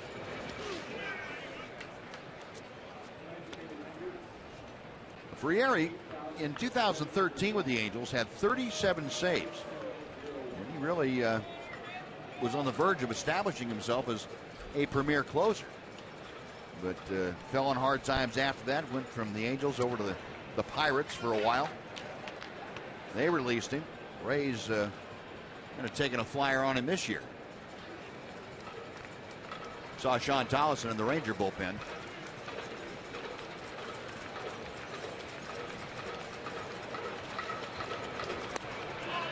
Low and outside, 3-2.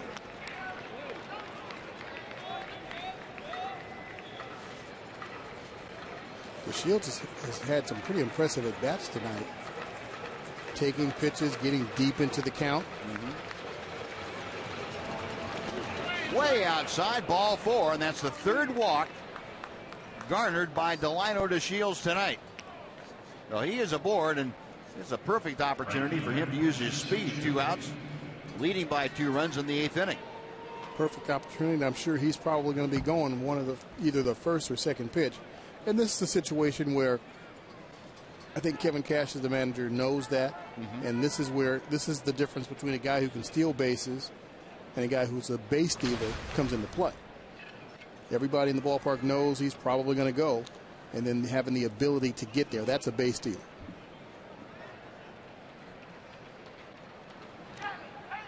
Now DeShields had his 4th stolen base back in the 4th inning. Shin-Soo Choo at the plate. Frieri. Just a little check move over to first base. See what Delino might be doing. Chu tonight has doubled in 3 official trips. He's also walked. DeShields staying put, and the pitch is outside for ball 1. And you would think chances are that Chu's going to get mostly fastballs until DeShields decides to not run. Our Skag pitch tracker showing that last one not very close. There goes DeShields. The pitch is outside. The throw is high, and Delino in with a stolen base.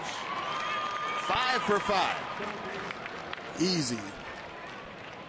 Now that's exactly what I was talking about. A base stealer, you know he's going to go. He's going to get to second base.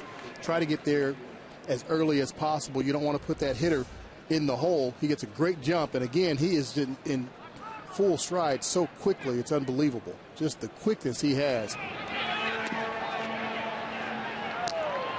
No chance.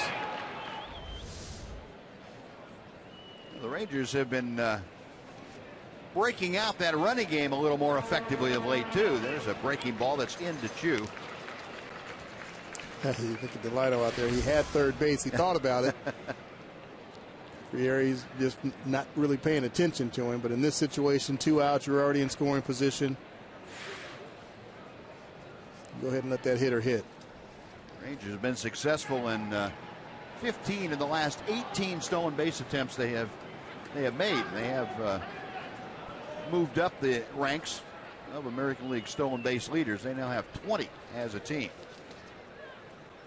He's going to third, and he will make it easily. There are 3 stolen bases tonight. 6 for the year. Like taking candy from a baby. We saw him out there. He was getting a very good lead, and Friere's just not paying attention to him. 3-1 to Chu. Now full count.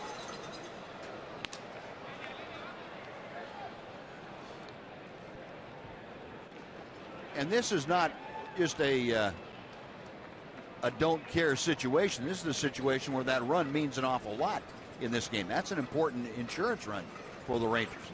It is. If Friere just decides to bounce one here and it gets away, there's an extra run.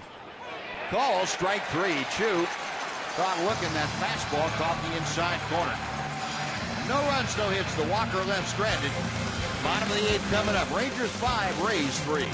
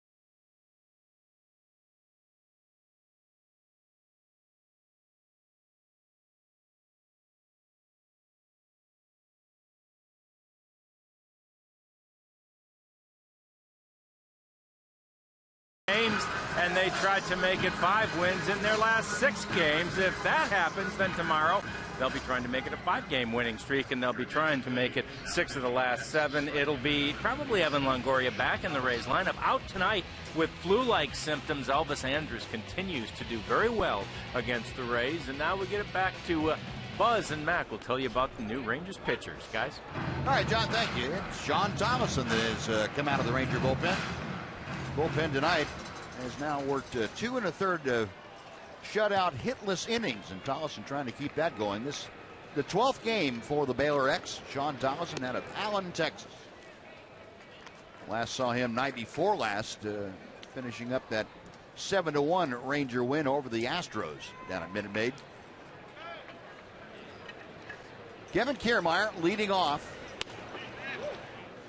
Takes inside. It's 2 balls and a strike. Kiermaier 0 for 3 tonight. Got a strikeout, 2 groundouts. One of those groundouts driving in a run. Pulls this one to right field. It's hooking and deep into the corner. That ball is gone. Kiermaier with his 3rd home run of the year. That makes this a 1-run game. It's now 5-4 Rangers.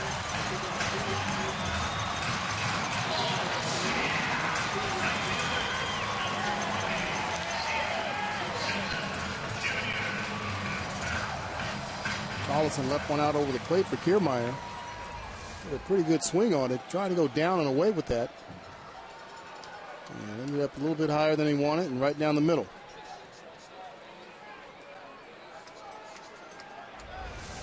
That Skag pitch tracker showing it didn't quite get to the outside corner.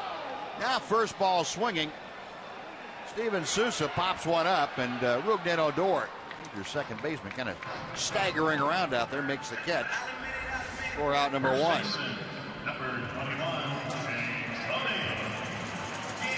That home run by Kiermaier just into the first row, but enough to make it a run. The 1 out. Here's James Loney. Loney 0 for 3 tonight. A couple of flyouts and a ground out.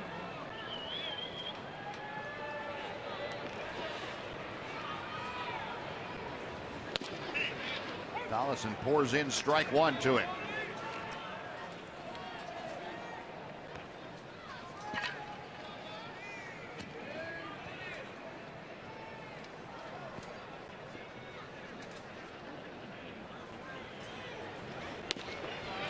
That one's inside.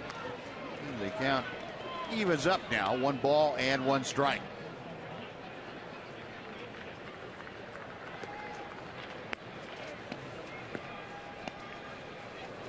Collison okays the sign. Now time is called by Dana DeMuth, the home plate umpire. Loney 0 for 1 against Sean Collison. Just one other previous matchup.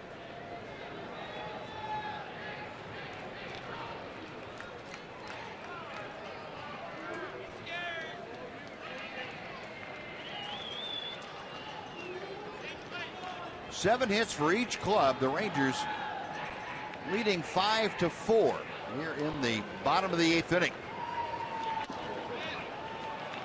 1 and 2. That changeup that made Sean Collison so effective over the last year and a half. It's a really good pitch. It's got a little tail to it, a little sink at the end. And for left-handers, that can create a lot of problems if you get in the right spot like that last one was.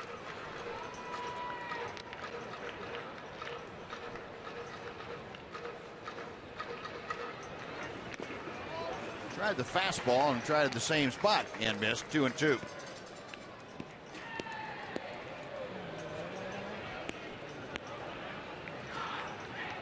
Collison holding left-handed hitters to a .227 average this year. Right-handers going at .250. He's given up a home run to left-handed hitting Kevin Kiermaier, and now he has run the count full to James Loney. Loney hitting third, to be followed by Logan Forsythe, the third baseman. Payoff pitch got him swinging. Changeup for the strikeout. 2 gone. Nice pitch by Tolley. Going with a 3-2 changeup to Loney. Got strike 2 on him with a changeup down and away. This one was a little bit more over the plate, but down in the zone. Right at the bottom of the strike zone. Only swung right through it. Great pitch. See that bottom falling out of it the way you were talking about it, Mac. That little tail and a little drop at the very end. Here's Forsythe, who is 1 for 3. 0-1 the count. Forsythe had a single back in the second inning. Since then has grounded out and struck out. Forsythe 0 for 2 against Sean Tollison.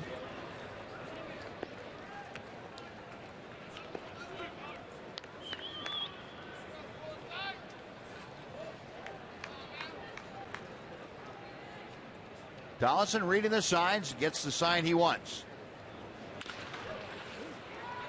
Forsythe jammed on that pitch inside. It's 1 ball and 2 strikes. Well, the Rangers in this ballpark have not fared well over the last several years, with the exception of postseason. They played well in the playoffs here. I think that's really a good sign and what counts. Yeah, regular season, not so good. Tollison to the plate. And a little chopper foul. Go back to since 2005, they are 12-26 in this building. That's not good. No, that's not good at all. But they also went 5-0 in 2010 and 11 in October. That's good. Really good.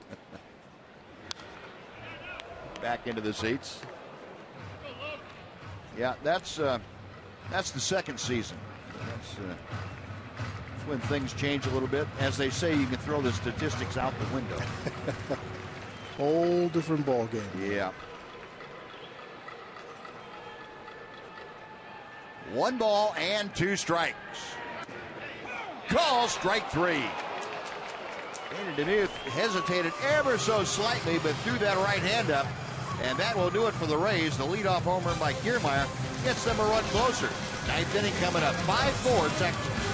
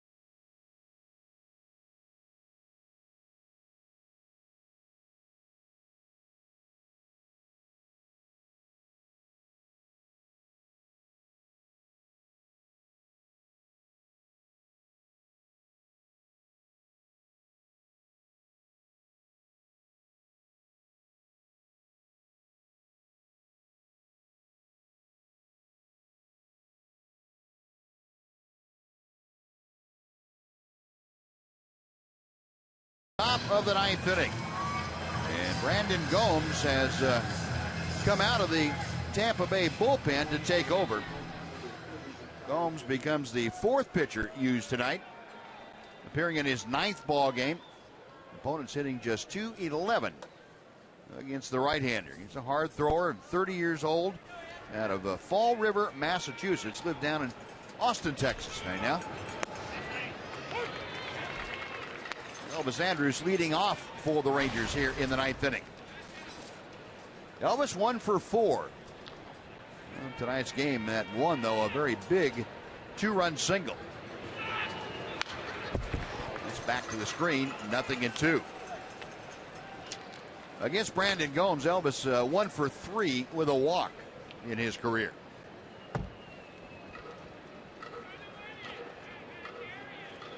Gomes out of Tulane University. And another foul ball.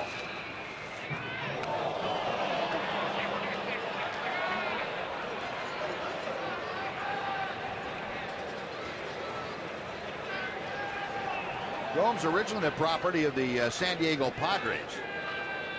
Came over to Tampa Bay in the Jason Bartlett deal. That was back in the winter of 2010-11.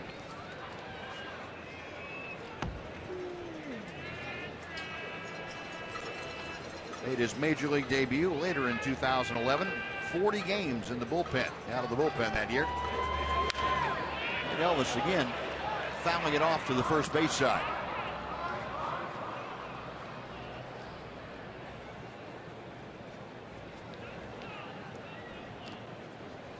Elvis a .232 average as he steps in. 2 more RBI tonight for the Rangers shortstop. Now has 8 for the year. And a ground ball to his counterpart, Tim Beckham. 1 out. Andrews grounds out. Now Prince Fielder will come up.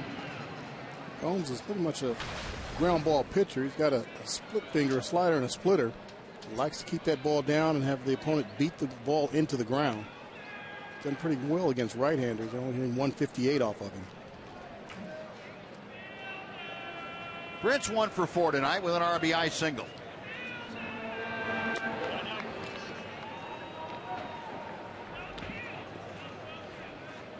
Fielder's RBI was the last time this night that the Rangers have scored. That was an RBI single back in the 4th inning. Hard hit on one sharp bounce out to Elmore. 2 gone.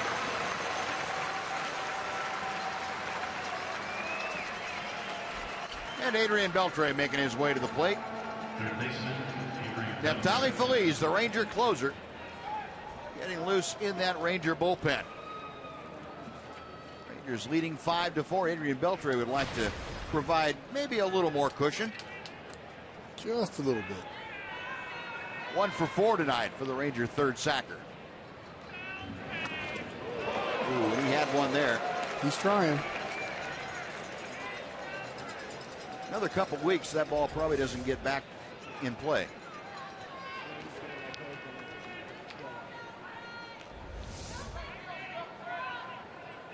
Gomes 0-1 pitch.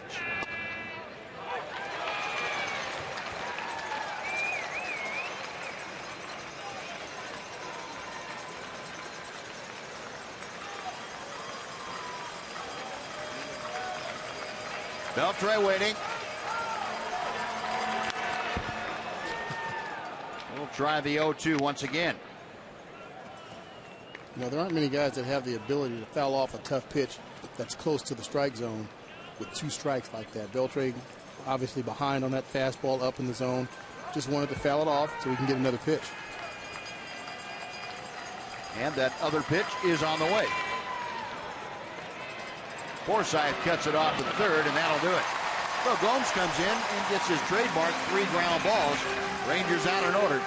We're going to the bottom of the 9th. It's Neftali Feliz time.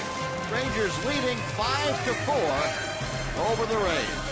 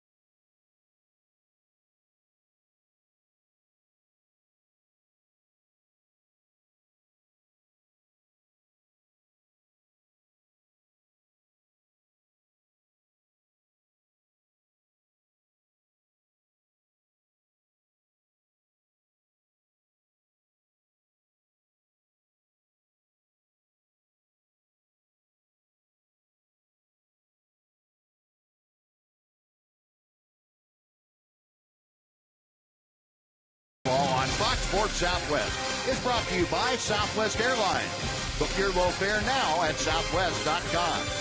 By AT&T UVerse TV. UVerse has more live TV channels on the go than cable. And by your Texas Ford dealers. The EcoBoost Challenge is on at your Texas Ford dealer. Get to your best in Texas Ford dealer today. The bottom of the ninth has arrived here at Tropicana Field in St. Petersburg. Rangers leading 5-4, and they have gone to their closer, Neftali Phillies. Phillies 3 out of 5 in save opportunities this year. This is 12th ball game. The 27-year-old right-hander out of the Dominican Republic will face David DeJesus to start things off. And DeJesus fouls off that first fastball, and Neftali has come out heating it up. And according to the gun here in the ballpark in 96, Jake Smolinski has entered the ball game defensively for the Rangers. He's in left field, taking over for Carlos Peguero, who moves over to right field.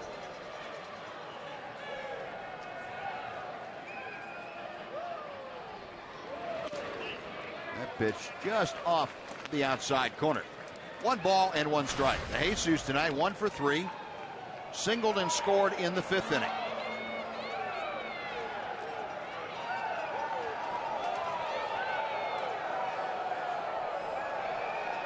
Phillies back to the plate.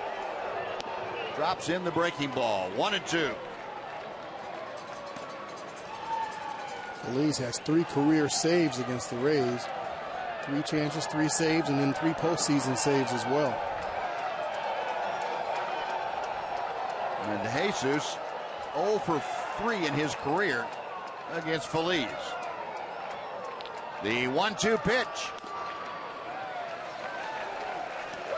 That little bull rush pitch, very deceptive for the hitter.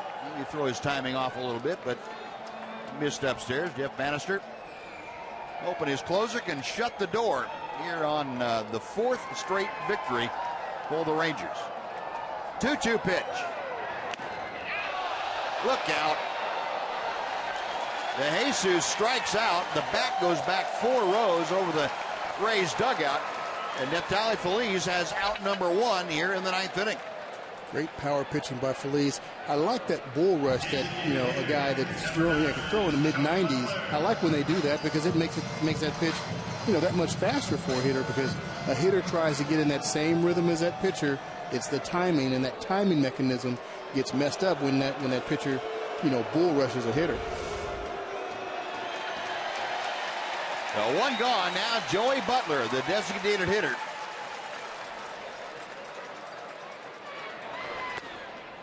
He was up there looking fastball, and he did not get it. He got the slider from Phillies, 0-1. Butler, that double back in the 5th inning. That's the inning that the Rays put 3 on the board.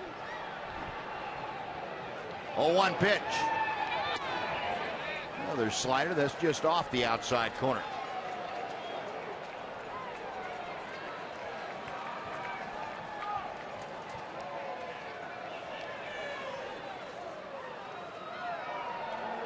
Chirinos with the signs.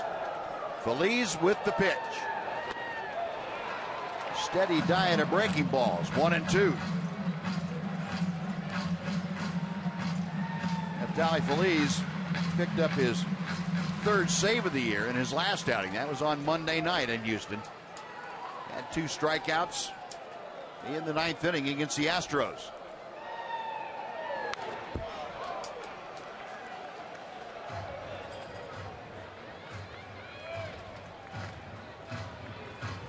Still a ball and 2 strikes.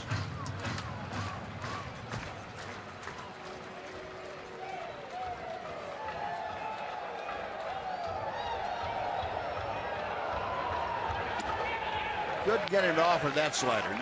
Just not quite close enough. 2-2. The Rangers not only trying to win their 4th game in a row, they're trying to go 2 games over 500 on the road They have climbed out of the Western Division cellar. They're 6.5 games back as play started today. 2-2 pitch. Call, strike 3. Slider gliding off the outside edge. Back-to-back strikeouts, 2 away with Tim Beckham coming up. Nice pitching by Phillies. You know, Butler's looking just for that fastball. He threw him a fastball up in the zone, and Butler was able to foul it off, and that tells you he's tuned up and cranked up, ready for that fastball. So throwing him a strike, a guy who's got power here in the bottom of the ninth, he's the tying run. You probably don't want to do that unless you have to. So to go with sliders, basically that entire at-bat, great pitch selection by Phillies. Now 2 away. Here's Tim Beckham, who is 0 for 3. Right back to Phillies. He's going to overhand it to Kyle Blanks, and that is a winner. That is 4 in a row for the Rangers. Phillies saves his 4th game in 6 opportunities, and the Rangers, busting out their May moves, have climbed back within 4 games of 500. They have won 4 straight games on this road trip. How about that? Nicely done. I mean, and they're getting it done the way that you want. They're playing solid defense. They're getting great pitching. And they're getting, obviously, timely hitting and big hits as well. 1 outs, 2 outs, nobody on. They're scoring runs in bunches, not just one at a time. They scored 4 runs in the 2nd inning tonight, tacked on another one in the 4th inning. And that's what you want to see. And it's everybody throughout the lineup, not